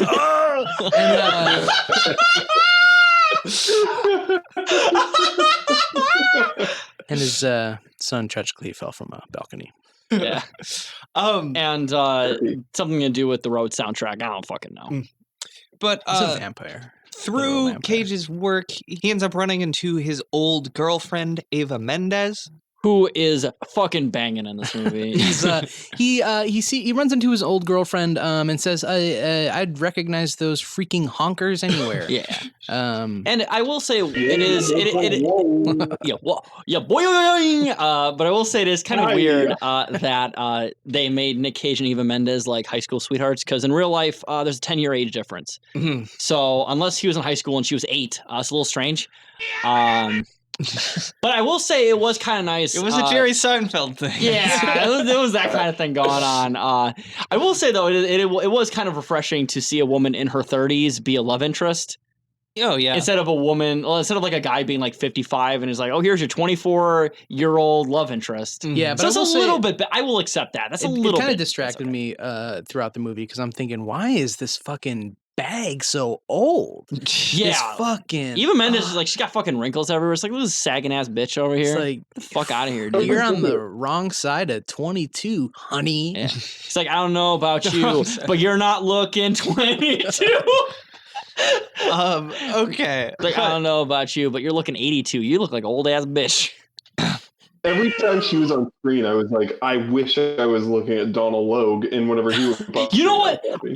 You know what? Y'all sleep on Donald Logue. Donald Logue fucking rips, okay? One of the greatest actors, yeah. Cage runs into Eva Mendes, who he regrets leaving, and they sort of reconnect after some troubling things. But then a demon man named Blackheart, the son of the devil, comes to Earth with a plan to take over the world, and he needs a MacGuffin to do it. Well, I think he's the owner of a broken heart, right? Mm-hmm. Okay, Yes. And this pisses off the devil, who then calls in Cage's debt to turn Cage into the Ghost Rider, or the Cage Rider, as I like to call him. Cage Rider. The Ghost Rider is a flaming skull, chain-whipping, soul-burning creature with a ridiculous strength and control of fire, and can transform any vehicle or evidently shotgun into something kind of badass-looking that's a little more powerful to suit its needs. My favorite skill out of any of them is that, like, if he had like a normal Bic pen, would it turn into like badass metal Bic pen? Yeah, shooting like flames out the top. Yeah, does every object that he uses just turn into a cool version of That's the hope. whatever object? Yeah, that'd be really fucking cool. His fucking Fruit of the Loom briefs turn into Tommy Hilfiger boxers. Is that? Yeah, That's how it works. It all turns briefs. into designer clothing. So the Ghost Rider is the only person that can stop Blackheart, but Cage is not easily able to control the Ghost Rider at first. The Ghost Rider that he is, because he transforms at night. So Cage learns a little more about his Ghost Rideriness from Sam Elliott, who was the previous Ghost Rider, and he gets into some... There, Sam Elliott, it's me. I'm an old Ghost Rider. I used to be original Ghost Rider, but now I'm an old man and I'm digging graves. That's a killer impression. I feel like I'm watching freaking Big Lebowski in here. Yeah. Well, how about this? Hey there, Leslie. Nope, it's me, Sam Elliott from my guest spot in Parks and Recreation. Damn, that takes me back, quite frankly. It's great that we got Sam Elliott on the show. We're really getting some pull here now. Yeah. I only know Sam Elliott from when he owns liberals on terrible TPUSA memes. Oh, yeah. So. Hey, you know what? He can own whoever he wants with a freaking sexy voice like that. Am I right, sisters? I mean, don't forget his fucking mustache, dude. Come on. Oof. How about his hair in this movie? Everything about, like, I remember seeing this movie whenever I was a kid, and I was like, oh yeah, Ghost Rider, he goes and meets up with some old-ass guy in a fucking graveyard. But watching it this time, I'm like, oh, Ghost Rider goes and meets up with this fucking silver fox with amazing hair and a beautiful voice. I don't know how Ghost Rider didn't just... Yeah, I would right want to there. fucking suck the whiskey out of his mouth, basically. I sucked the whiskey out of his whiskey dick. Yeah, baby. One of the things I will say about Sam Elliott in this movie, and I think I said it in the previous episode, but it bears repeating, he has a beard that grows up to, like, his fucking eyes. I've never seen someone... Like a combination of dirt and beard that's just, he's covered it all the time, and it's great. He's just overflowing with testosterone. So... Then Cage gets into some trouble with the police after his destructive Ghost Rider rampages, and he has several showdowns with Blackheart's goons, taking them out one by one, but Blackheart keeps getting away. But finally, Blackheart then kidnaps Eva Mendes in order to force Cage to bring the MacGuffin to him. Cage does it, shows up there, and with the help of Eva Mendes with a shotgun, takes down Blackheart and saves the world. And he then tells the devil that he will remain the Ghost Rider in order to thwart any future devilish plans. Instead of just being able to be like, you know what, I'm gonna chill out, I'm gonna live my life, and I'm gonna deep dick Eva Mendes for the rest of my life. I mean, really, it's like, so either have a curse put on you for the rest of eternity to stop evil, or live a normal life and deep dick Eva Mendes. I mean, I don't know which option I would take, to be honest. Well, it's kind of hard. I feel like I'd love to live Ryan Gosling's life. You're being a bit reductive because you're picking Eva Mendes over teaming up with Red Hulk, which is pretty fucking cool. Yeah, always nice. That's pretty cool.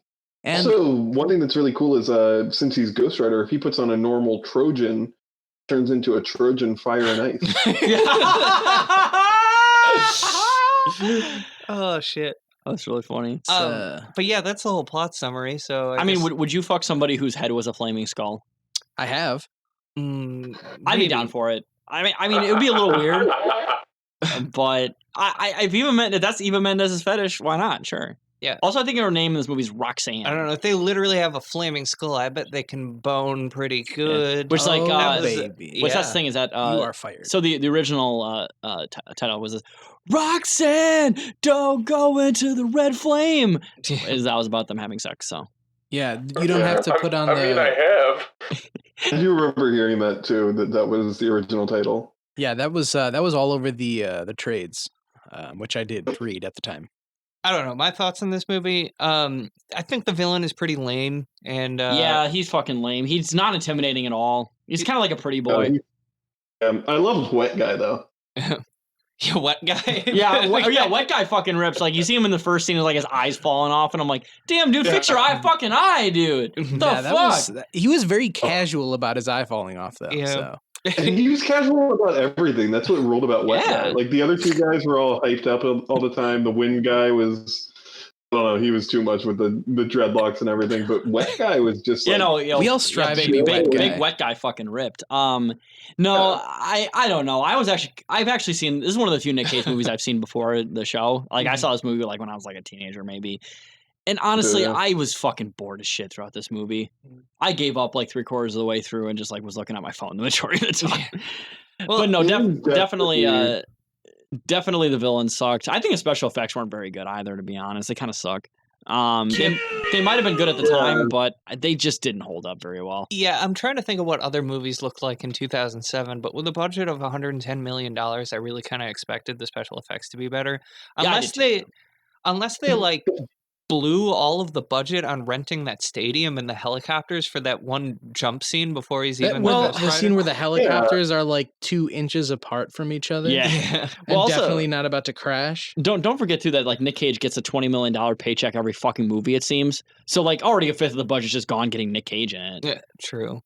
Right. Yeah, he got a lot of money. One thing I noticed about the special effects being shitty is like the final fucking shot of the movie looked awful, where he's like riding into the sunset and then he turns into Ghost Rider. It was like they had already done like a Ghost Rider transformation earlier in the movie that looked kind of okay, where they showed his like skin. This one just literally looked like they just put like a shader over top of his face and he just like pressed the morph button in whatever After Effects they were using. It just looks so fucking shitty. Yeah. Whole movie. The whole movie does not look very good. And another thing too is I will say it's pretty slow and drawn out. Mm-hmm. And I thought maybe it was a little drawn out because they didn't have like the budget to do all of the special effects fighting that they wanted to do. But then again, I checked the budget and it is $110 million, so I don't really think that was the case. Like, where did the budget go? It does not feel like it cost that I mean, much like I said, money. the $20 million of it probably went to Nick Cage's salary, so that already is a big chunk of the budget just completely gone. Went to fucking Peter Fonda's tub of Vaseline that he needs in his dressing room. Oh yeah, wasn't Peter Fonda Barton? Smooth. Or who was he? Or was he like the devil guy? Yeah, the He was freaking the devil dad. Mephisto Mephisto there. or something. Yeah. Mephisto. By the way, don't put an extra letter in there because that's what I'm going to do to your mom. Oh, come on. Taylor gets the Dirty Boy of the Day award, I think. I'm a dirty devil. Really nasty. That was really nasty. You have a Peter Fonda, stinky... Well, to be fair, it's better than that Star Wars character Kit Fisto. So yeah, which is something Bryan Singer does on a regular basis. That was the character Cameron Crowe created. One thing I will say, I'm still fucking love just how excited Nick Cage is by watching that fucking video of a chimpanzee fighting like a karate dojo. Yeah. Like, You know, I think there was like a reason behind that. Like that was a film that like one of the people behind this movie was like made as a student film or something. Like, there was he a didn't reason even know why. that the cameras were rolling when he was watching it. That he was really just so I mean, elated. You know what that really reminds me of? Have you ever watched the movie Troll 2? There's a scene like halfway through the movie where the like guys are sitting in the trailer and they're watching a movie where like a guy who's like dressed up in a gorilla suit like sits on a fucking rock and it explodes into space and they're all laughing at it. It really reminds me of that scene a lot. Because like Nick Cage is getting a kick out of a fucking monkey doing karate. So he's absolutely delighted by it. It was pretty funny. Don't you ever touch my chimp video again? Or something like that. He does say that somebody turns it off.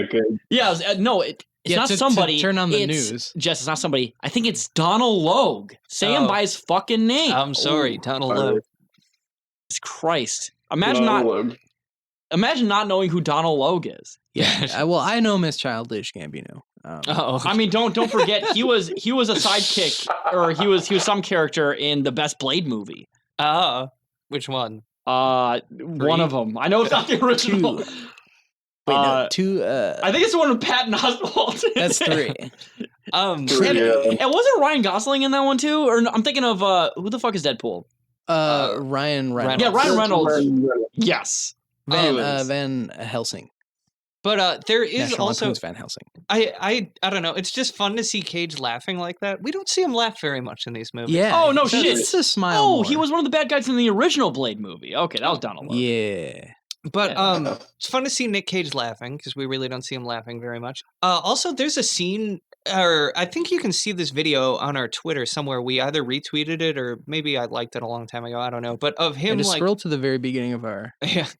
No, There's not that many tweets we have, so that's true. It's there's video of him like looking at the shot he had when he comes out of the building and is screaming like after his Ghost Rider transformation, and he's laughing his ass off at it, and I love it. And you can tell Cage has a great time in this role, and I like that. Oh, Yeah, yeah. I mean that's definitely true. I mean, talk about a dream realized. I mean, this is probably second to being cartoon Superman, but Yeah.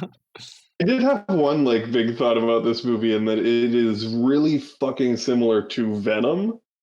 oh yeah, I kind of made the connection that like just in general, Nick Cage kind of walked so that Tom Hardy could run.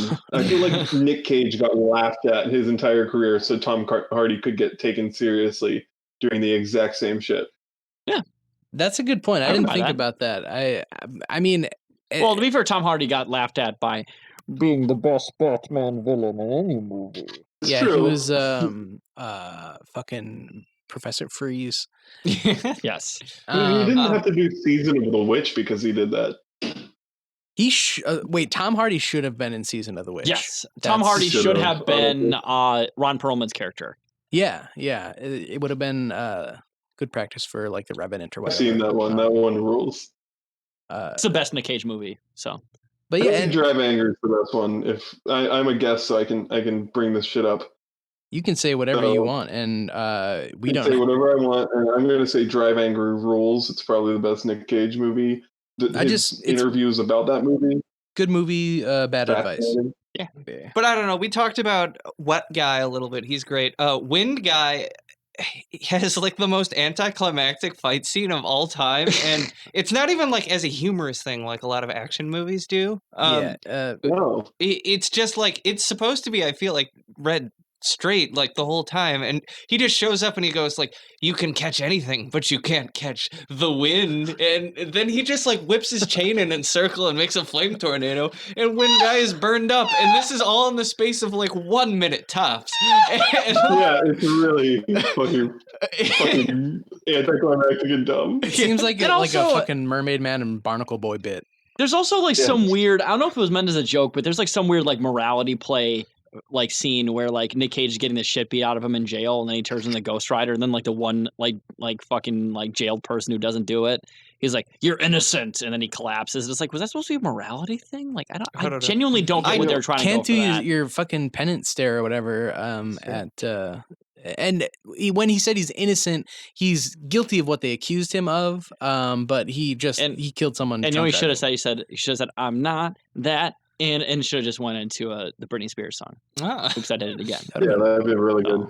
That should have happened. yeah, we needed both of these to be musicals, honestly. Yeah, honestly, this one lacked the musical punch that I Yeah. needed. The fucking song where Nick Cage, whenever Ghost Rider and Ghost Horse Rider are riding through the desert, and there's like that yeah, that cool cowboy music. Oh yeah, It's kind of metal. That was probably the coolest moment of the movie. That was a cool moment, but I do have to ask, like, apparently Sam Elliott was only able to transform into the Ghost Rider like one more time or something, and he does it for the travel there. And not for like the fight. I still don't fucking understand it. Well, Like, they had to Yeah, get to their location a little quicker. yeah, like Hey, the So he rode next to Nicolas Cage. Just for that shot, and then he was like, "Well, I can't be the Ghost Rider anymore." He's so, like, "Oh, good luck on that." He's like, you know what? I really screwed the pooch on that one. Sorry, I fucking used Yeah, the rest of my it's gas true. on the way over here. Yeah. I got so caught up in looking cool, I forgot there was a world to save. But oh Lord. that song too returns for the end credits, where just the singing is like this weird auto-tuned guy, like going like It's Scott Eastwood. Wait, is it? No, I was just thinking about is that Scott Eastwood who does the fucking Gran Torino song at the end of Gran Torino? Oh, I haven't. I don't even remember the ending of. Yeah, I watched Gran Torino. That's the movie that's like not racist at all, right? Yeah, it's the movie that taught us that being racist can be cool sometimes. I mean, yeah, I know. That's my life. Some of the best slurs we've ever learned from that movie. So True. Snowflakes got all. That's where. About it. Well, originally that script was my doctoral thesis, and it got adapted into a The power of slurs in film. That's what my doctoral thesis. Yeah, go back and watch it. You'll see Taylor's name right there.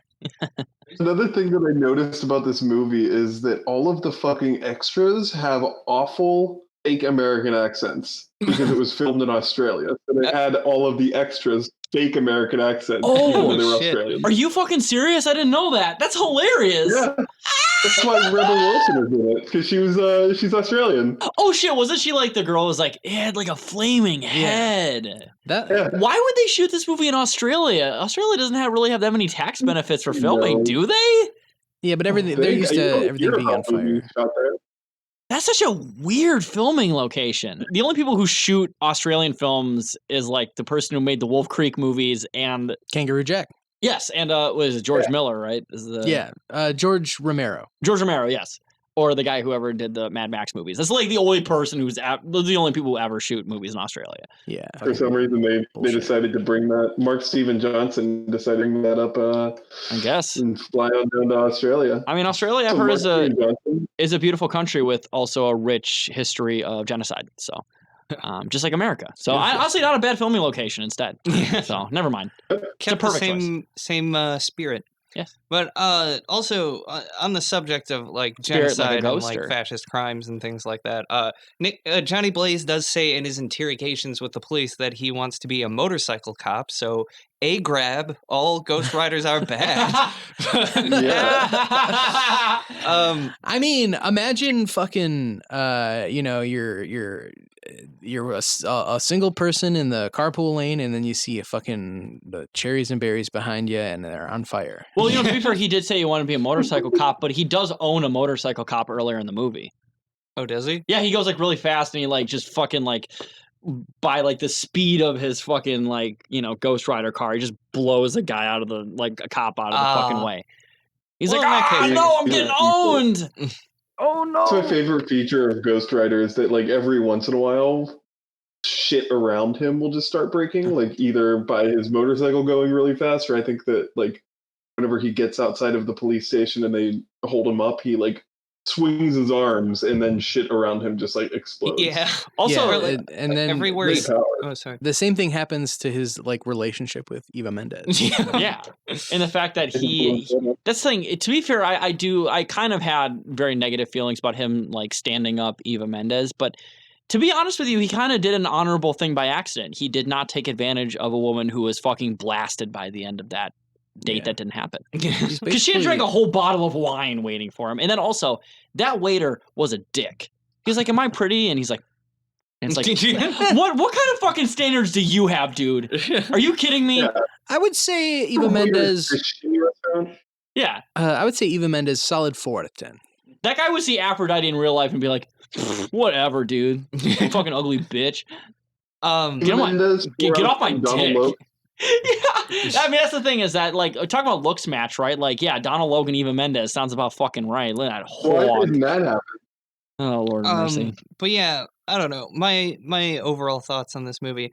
Decent movie. Kind of goofy, although honestly, the goofy bits are the good bits as far as I kind of wish this movie was a little goofier. I think they played it a little too straight. Certainly stand to be a little goofier. The fighting is kind of lame. The fights are all really short. They are. And not particularly great either. Yeah. Jokes are really fucking lame. The what? Like, jokes, just all of the humor. Yes. Like, it made me miss modern superhero movies where, like, the jokes are semi-good. These are all, like, things that might make your dad smile. And I genuinely don't understand what Eva Mendes ever saw in Johnny Blaze, because he's he's pretty boring as a character. He's got a rockin' bod, though. He is pretty hot, but he just does not have much of a personality. Yeah, he really doesn't. He's not very characterized. His characterization is that he's troubled by his past, and he doesn't give a shit about himself. But also, I don't know. Which you could still do. He that did have and be a an pretty interesting big personality in that he definitely loves chimpanzees for doing karate. Who you doesn't? You just gotta find his interests, and then his personality really shines. Exactly. That's probably, honestly, my favorite scene of the film. Yeah. He's just... He drinks hot coffee. Yeah. Don't touch my shrimp movie. Yes, and he also plays the hot coffee mod in San Andreas back in the day. Honestly, best game ever made. Specifically the hot coffee mod. Yes.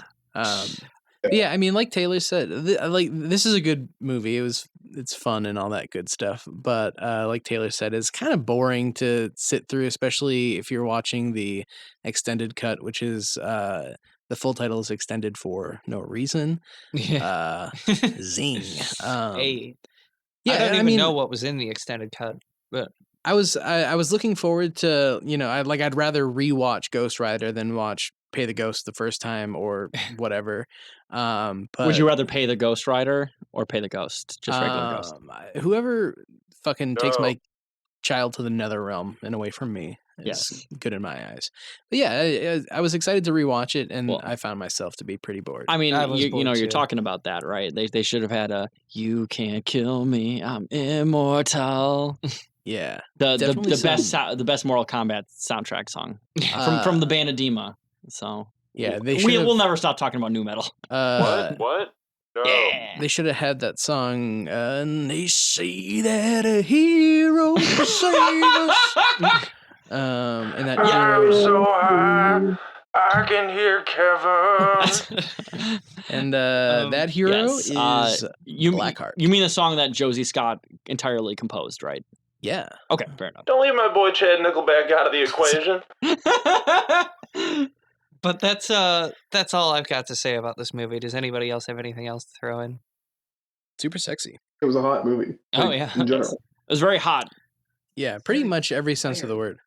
I don't know how much you sexualize Nick Cage in this movie, but this is probably one of his steamiest roles. And just also, frankly, he's hot as in his head is literally on fucking fire. Yeah. That kind of hot, too. But Nick Cage is hot as shit in this movie. His abs are just off the fucking chain. Yeah, and it's wild.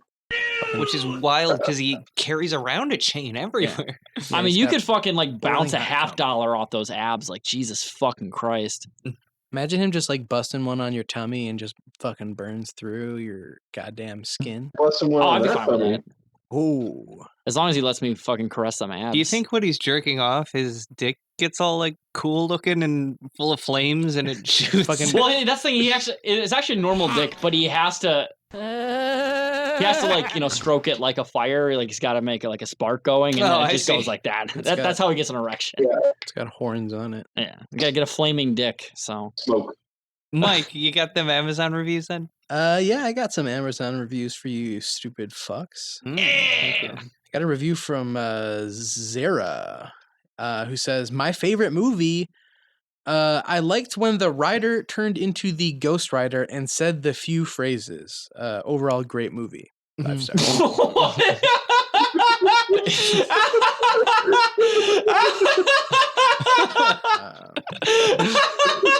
The rider turns into the Ghost Rider. How many stars was that? That was 5 stars. Yeah! No, she said it was her favorite movie, and that's all she comes up with to say about it. Well, you know what he says? He says the phrases. Yeah. And we all know those phrases. They were phrases that were said. Yeah, you fucking with great power comes great responsibility and all that jazz. got a review from Stevie Romer, who says, one of the best movies ever made, timeless retelling of Faust. What was that? Alias of Stevie Ray Hey, Vaughan? someone got my fucking Faust reference. No! Then someone would have. I mean, is that like a pseudonym of Stevie Ray Vaughan? Faust? No, the Amazon. Stevie Romer. Yeah, Stevie Romer. I thought you were going to say Stevie Ray Stevie Vaughan. roaming into the side of a fucking mountain. Hey, what up? Stevie Ray Van Halen. Oh, yeah, I shit. think They're you're both thinking of dead. Stevie Van Halen. Stevie Ray Van Vetter. So, in this review that Jess wrote as Stevie Romer, it says, this movie left me speechless. Most people here are not learned enough to catch the really deep, timeless themes running throughout the movie that are necessary to make a movie truly great. This is an adaptation of, is it Goethe's classic? Yeah. Acclaimed Faust story. It is an allegory and a great story. I had goosebumps throughout. Shout out R.L. Stein. If you are a comic garbage fan, you may not like it, but if you like truly great stories and classic themes, this is the movie for you. I think it attracted a lot of people expecting something superficial and just action-oriented. They did not get it and did not like it. Like kids evaluating a video game based on graphics, chess has no graphics in their minds, but takes a lifetime to master. One of the great games of all time. So is this movie to these modern superficial people. I am making this review in hopes that intellectual and intelligent people go see it because it will really speak to them. It is not a kid's movie. What the fuck? That's the thing, though, Jess, is that you said, what a cunt. Yeah, you are a cunt. Why did you write that review? Fuck you. Honestly, though, but what if Chess did have good graphics? Honestly, I think she's got a good amount of pixels going on. If you right know what now, I mean. Very high def going chess on. right now is a 6 out of 10. He said chess. Because the guy chess was is talking. chess. No. Well, the queen is pretty hot in chess. I mean, it's a perfect shape. Yeah, to I know. Like I jam said, right our- up your Yeah, and she Our- goes our queen wherever right now, you yes. want, pretty Mhm. much. So. Our queen right now is looking pretty hot. So. Oh, why? Thank you. I mean, but yeah, that's a good point. I think right now chess is a 6 out of 10, and with some good graphics, it could be a true 8.5. Why are you negging her right now? That's kind of fucked up when you think about it. I mean, I think you all have great graphics. Well, thank you. I appreciate it. Everybody's got all the pixels in all the good places. And in particular, this podcast has great graphics. Look at our cover art, beautifully made by someone. Someone on Fiverr, and then You paid like some Malaysian person $5 on Fiverr to do that. yeah, I did. Except for the text part, I did on Microsoft Word. Fuck yeah, dude. So take that, Photoshop. But yeah, I was gonna say, do you have any- that review, I cannot believe a person could actually be that pretentious. Yeah, I know, Jess. How could you be that pretentious? Yeah, It just comes naturally. The comic garbage fans might not have gotten it, but you know what? Bouse me up, because Thomas Montero writes, something moving big time. And he goes on to say, what a bad week, as I received and watched the mostly overhyped reviewed DVD Hot Fuzz and Shaun of the Dead. I didn't know when and where to laugh. Terrible disaster on top of it, as I bought these DVDs in HD DVD. In the meantime, I purchased against the negative trend of reviews Ghost Riders. Oh, okay.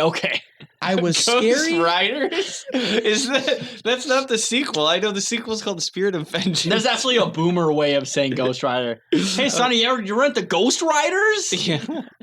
I was scary to These relive guys. again the same experience of the two bad nuns, and Ghost Rider saved my week. This movie rocks, and this is what cinema is. Action, action, and action. The CGI effects are amazing. I pray to many others that... Wait, I pray to see many others like that.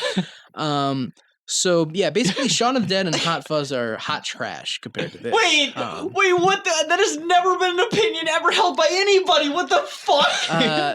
So wait, that this person hates Shaun of the Dead And Hot Fuzz. Yeah, two trash movies which are not as good as 2007's Hot Ghost Fuzz Riders. has more fucking action than this movie It does, did. and frankly, better choreographed too. Maybe I'm biased here. Hot Fuzz is probably one of my favorite movies. I love that fucking movie. Even though it is maybe propaganda, I don't know. But I mean, I love Cops. I love Hot Fuzz.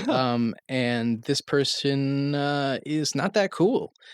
So this person hates 2 out of the 3 Cornetto ice cream movies. Yeah, well, the third one hadn't been released yet. This review was written. Did that person 2007. review that movie? I would like to know, because the World's End is definitely, the CGI is a lot worse than Ghost Rider. So yes, it's also just objectively a worse film. So in every way, one of the worst films ever made, frankly. Yeah, probably. I could not imagine the type of just fucking brain dead like fucking troglodyte who honestly likes Ghost Rider more than both of those movies. Yeah, more like Edgar Wrong. Yeah, in my opinion. Yeah, this person's Edgar Wrong. Yeah, what a fucking dick. I love how I get angry at this person than the other person being way more pretentious. Even though Jess reviewed it, she still got angry at it. The other person was annoying. This person I want dead. Yes, I agree. Turn them into a ghost, and then we have to pay them to write. Maybe they would like it if Edgar Wright directed Ghost Rider. Ooh. I'd watch a Ghost Rider directed by Edgar Wright. I bet it'd be good. Oh yeah, Kevin Spacey as fucking Mephisto. That would be sick. Why Kevin Spacey? Because he's in Baby Driver. Oh shit. Okay, fair enough. John Bernthal. Oh, we just watched a John Bernthal movie. We did just watch John Bernthal's first movie. That's true. Oh shit. I have a review. John Bernthal. He's fucking hot. Oh yeah, he's banging. And he's also banging Rick's wife. Yeah, Rick's wife. Hey. Whoa. We are off the rails here. Yeah. That reference wasn't 15 years old. Well, it's Nicolas Cage. That reference wasn't 25 years old, by the way. Very fresh reference on this show. I have a review from Bristol12, who said, never ordered, don't have any use for this stuff. Can't watch on a phone, and that is all I have. So they got the DVD. I love how we continually find new ways to for the person to say either this didn't work, I didn't watch it, I can't watch it. I just don't have the time. I only have a phone. Every movie, like 20% of the reviews are like, I wasn't able to see this. I didn't buy this. This didn't work. And this never got shipped to me. This review is why they started including the digital download code with movies. Dude, she's like, I can't watch this on DVD. So just curious, was that a 1-star review? This was a 1-star review. Get the motherfucking asshole! Why do they always do that? Well, the movie's bad if the disc won't fit in my phone. So there was legit a review that we had a couple episodes ago where there was like, I tried to watch this movie, and then something came up, so I couldn't watch it. 1 star. Yeah, I simply don't have the time. 1 star. If this movie was good, I would make time for it. I have a review from CC Gullo, who says, thank you, get what we give, in all caps. And one word. Gotta get what you give. This movie is great if you like candy-coated turds. Talk about subverting my expectations. Yeah, I was not expecting that at all. What a load of grass clippings. No profanity. I don't know why they said that. The start of movie was actually pretty good. The origin of Johnny and his dead father, actually touching. And the intro of the villains wasn't bad. What happened? Where did this movie go wrong? Bad characterization? Devil/hell rules and regulations? Need a scythe to dissolve demons? What? Where? How? Okay, at least it wasn't Elektra, the worst of all comic movies, Marvel or otherwise, probably because of a freaking girl in the lead. Sure, yes. That ain't saying much. And what's worse is the movie sold very well. So look forward to Ghost Rider 2, and don't get me started on the first Hulk with Eric Bana fiasco. He looked like green jello, and I don't know if they're talking about the band or the food stuff. But Actually, I believe the band is pronounced Green Jelly. Yeah, but this guy spells a lot of stuff wrong. Oh wait, no, it's spelled Green Jelly, but pronounced Green Jello. That was it. Go fuck yourself. I'm just kidding. I love you. But they say the Hulk is not made of green jello. Okay. Got a review. The last review I have is from Max Man, who says Casper Rider. Oof. Oof. All right, let's get into it. I'm an old Harley rider, and I remember me and other bikers fell asleep while this movie was running. I don't see any connection between this movie and Harley Davidson. I felt like I was a little kid there. The story wasn't made that well. I think the scenario was poor and need a lot of experience to represent it to people.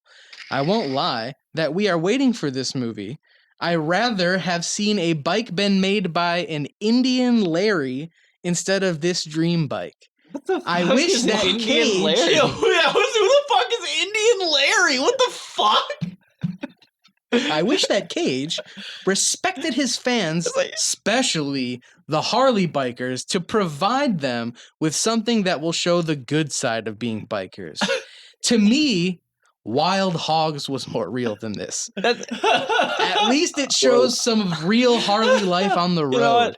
Oh yeah. We hope that we can see something better later from Cage. God bless you all and have a great day. Okay, so What the fuck? So I have Indian Larry. So first off, Indian Larry sounds like a King of the Hill like nickname because they couldn't say the name Vikram. So it's like, fuck it, your name's Indian Larry. God damn, this seems like a movie Indian Larry would have made. Fuck. And why did this guy went into fucking Ghost Rider expecting a realistic Harley Road movie? What the Yo, fuck? were they expecting Easy Listen. Rider? Well, to be fair, Peter Fonda was in this movie, and so they when might have you- expected Easy Rider. When you go into a motorcycle movie, you expect it to be about the motorcycles and you expect it to be accurate. And The thing I so know about this is Nicolas Cage is not a road dog. He is He's- not a wild hog. he's not a Nothing wild of the sort. He's just a normal. He's a poser. he's one of the tamest hogs I've ever fucking seen on the screen. Oh yeah. Yeah. Exactly. So that Such was a my fucking last hack. review. And a big apology to all the Harley drivers Oh. that had to sit through this drivel. So I just looked it up. Indian Larry is he's a actual like motorcycle builder apparently. Oh. Just like a very obscure thing from the sounds of it. And he looks Native American, but they just called him that because his friends were racist and didn't want to learn his tribe's name or something. This person just wanted a real deep dive on Harley Davidson Yep. motorcycle culture. And sadly, this film did not deliver. That's true. And you might be reading this review and wondering who the fuck Indian Larry is, but at least his friends get it, and they hated this movie too. Yeah. So, shouts out to Max Man. There is an Indian Larry motorcycle shop 3 miles from my house in Williamsburg, Brooklyn. Oh shit! Oh, shit. You should go down there, maybe even right now. You Ask them just what they doxed thought of yourself. Ghost Rider. I'm going there and I'm walking 3 miles in every direction until I find you. Yeah. But yeah. But yeah, with that, I guess, do y'all want to get into the vote? Yeah, I just want to say before we wrap up that these are probably 2 of my favorite cartoon movies of all time, and so it's an important matchup to me, and It I mean, really means something. to at you, the end of the I can tell. day, whoever gets voted out, it's still a great movie. So Still a winner in my heart. yeah, exactly. Well, Dave, would you mind counting us down then? What? Oh, do you want to do a countdown? All right, let's push him. All right. No. I'll do the countdown here. No. Let's keep pushing him. Dave, do the fucking countdown. we you gotta piece of push shit. him to the edge, and then he's Yeah. about to break. We All gotta his make it friends are happen. dead. Fucking What? push him with a knife. Yeah. Dave, How's that sound? Dave, All do right. the countdown. No. Dave! No. Just do the countdown. All right, 3, 2, 1. 1. Ghost Teen Rider. Titans go to the movies. Go to the Benghazi. Ghost. Benghazi. Wait, who? Okay, wait. You didn't even say any thing until well after the vote. Wait. Ghost Benghazi. Jess, what did you say? I said Ghost Rider. I said Teen Titans Go to the Movies. What'd you say, Jeff? I said Teen Titans. Oh. I said Teen Titans Go to Benghazi, but... Oh, and then what did you say? I said Ghost Benghazi. Fuck, we got a tie! Wait, no. So no, which one? I'm voting Ghost Rider. Okay. All right, so we got a tie. So you know what that means. Hey, Oh. Dave. Yes, Dave. Well, what do you think? Which movie do you think won? Let's What? plead our case a little bit. Oh, I guess. actually, yeah, let's play the case a little bit. Okay, Dave. So the reason you should be voting Ghost Rider is because Hang on, y'all can keep talking. I gotta go piss, but Okay, so let's argue in a thin air. So, Dave, the reason you should vote for Teen Titans is because it's way shorter, and I wasn't nearly as bored by it. it moves quick. Yeah. And there's a lot of plot, but also none of the plot matters, so you don't have to pay attention too much. Exactly. So it'll That's make a true. shorter next episode. Catchier songs, I will give it that. yeah, but- much catchier songs. Although, Yeah. But I think the It's- songs in Ghost Rider are a little bit deeper. yeah, they've got a little bit. They got that classic country riff. And I mean, let's yeah. be honest. Teen Titans Go is more of a Nick Cage movie. yeah. Oh yeah, much more of a Nick Cage movie. I mean, it was his dream to be Kevin Smith's Superman, and he finally did it. So But I don't know. I just felt like Teen Titans Go, I really wasn't entertained, and it was kind of like a struggle for me to watch it. I felt way more like that for Ghost Rider just because I thought it was way more Yeah, boring. honestly, me too. Well, to be quite honest, I felt that way for both of them, but I was felt just it more on Teen Titans. But like I said, it's like 30 minutes at the bare minimum shorter, so there's less insufferable movie to watch. Mhm. I don't know, but like Ghost Rider's like some classic Cage shit. People remember Ghost Rider when they think of Nicolas Cage. You know what I mean? Even if they think I'm it's a bad changing my movie, vote to they- Teen Titans. You are? Damn Okay. it! Are you? Yeah.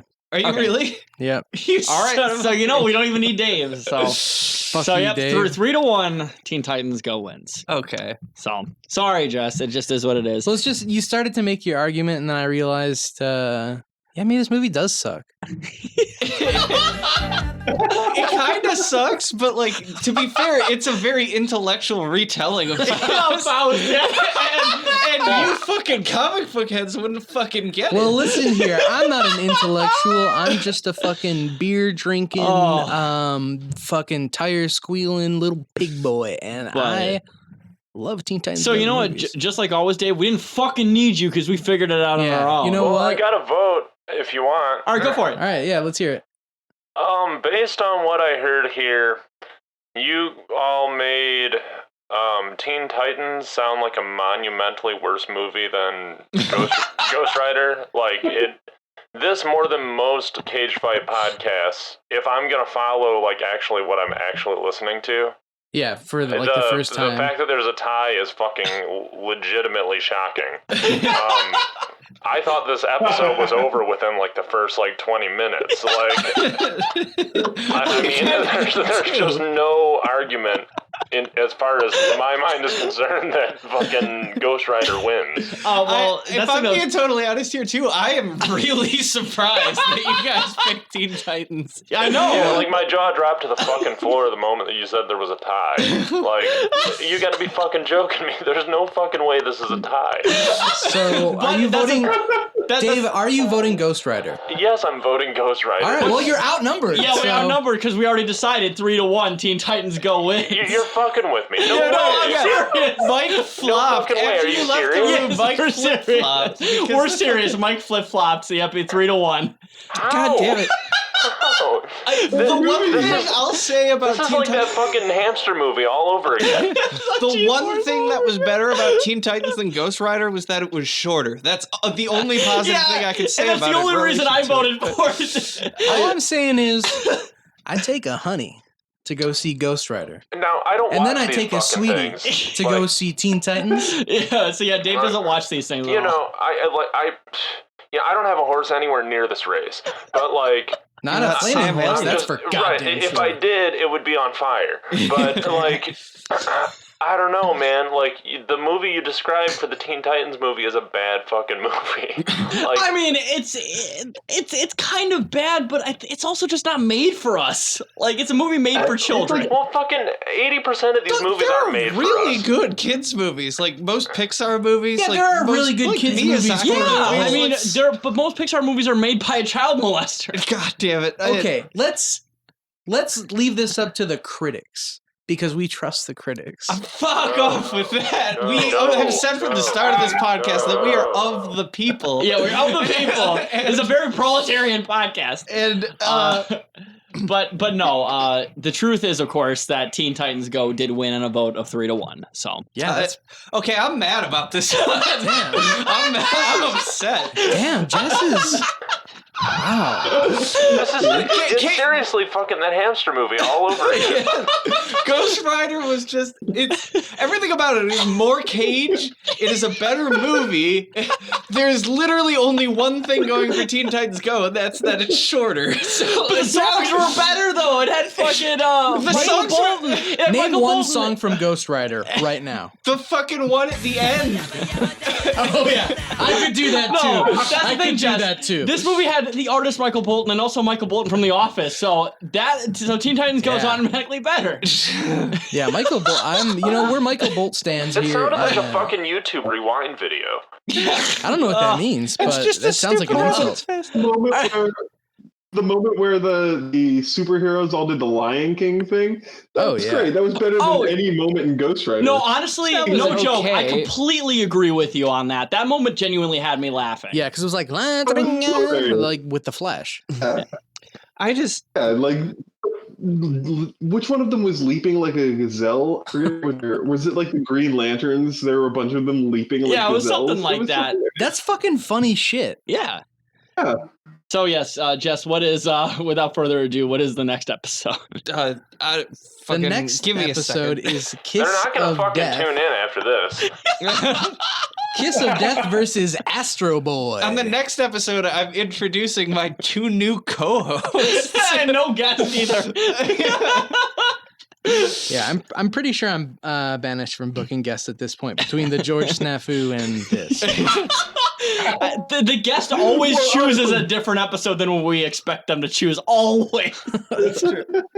Well, to be frank, George agreed with me, so I'm gonna do a podcast with George now, and y'all can do that. Also, George. Well, don't forget the guy. I think it was the guy after George who chose Population 436 with you. Oh, that's true. Yeah, I'll get George and Nathan, and then Jeff. You can hang out with these fools and make your own podcast. I'm so close that to sounds shifting great. all of you just on fucking principle. Me, Taylor, and Jeff cracking cold ones to Teen Titans. But yes, you said it was Kiss of Death and Astro Boy, right? Yeah, that's what Mike said. And I wasn't lying, I promise. Mm-hmm. Yeah. It is Kiss of Death and Astro Boy. Astro Boy, I believe, is actually based on the old Osamu Tezuka. Yeah. Is it live action, right? Osama bin Laden? Oh yeah, the Osama bin Laden production. Yes. Yep. I mean, Osama bin Laden did like old anime, so he probably did like Astro Boy. No, Astro Boy is animated. Oh, it is? Oh, okay. Interesting. Which, knowing you fuckers means I'll probably win, because G-Force wants it. It might be the better movie. I love animated movies, too, legitimately. Jess is on the record as fucking hating animation. I have a massive collection of animated movies. Which is why she clearly chose the movie that won this Titans episode. Go. I did not. God. So I think Teen Titans Go to the Movies was actually pretty Faustian, also. Yeah, very much so. When you break it, how in the fuck did this movie win? You're gonna have. I insist, 100%. I insist you motherfuckers re-listen to this afterwards. We'll re-listen to it. Tell me if you made a good case for fucking Teen Titans. I have no guilt, no regrets about my choice. All right, but yes, I don't know if there's anything else we have to add. But all I have left to add is my rage and shock and disgust. Yeah, despite all her rage, she still doesn't like certain Nick Cage movies. This is basically November 9th, 2016 all over again for Jess. Anyways, that's the end of the podcast. Join us next time. Pretty much entirely. Yeah. And everybody have a good one. You're welcome. Absolutely. This is Taylor signing off. See you. Oh, Jeff, do you have anything you want to plug? No, I mean, hey, watch old episodes of the special without Brett Davis. It was a public access show that I worked on. Yeah, Oh, shit, the awesome. Do you special have, like, without Brett Davis. Do you have like a Twitter account or anything? Yeah, Jeffrey Parties on Twitter, on Instagram, on everything. I'm Jeffrey Parties. I was able to lock that down on everything. So like Jeffrey, and then like parties, like party, we will party hard, like that. Yeah, Yes, like cool. like Jeffrey Parties. and Jeffrey Andrew WK Parties. Jeffrey Andrew WK. Well, Love that guy. thanks for stopping by, Jeff. You're a real fucking beefcake, having me. and we love you. Absolutely. See you guys. See you on the flip side. Bye-bye. Bye. Bye-bye. Fuck y'all.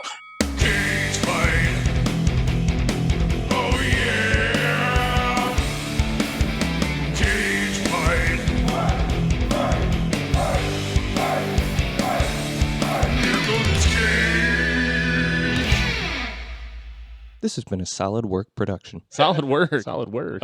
Solid work. Hey, solid work.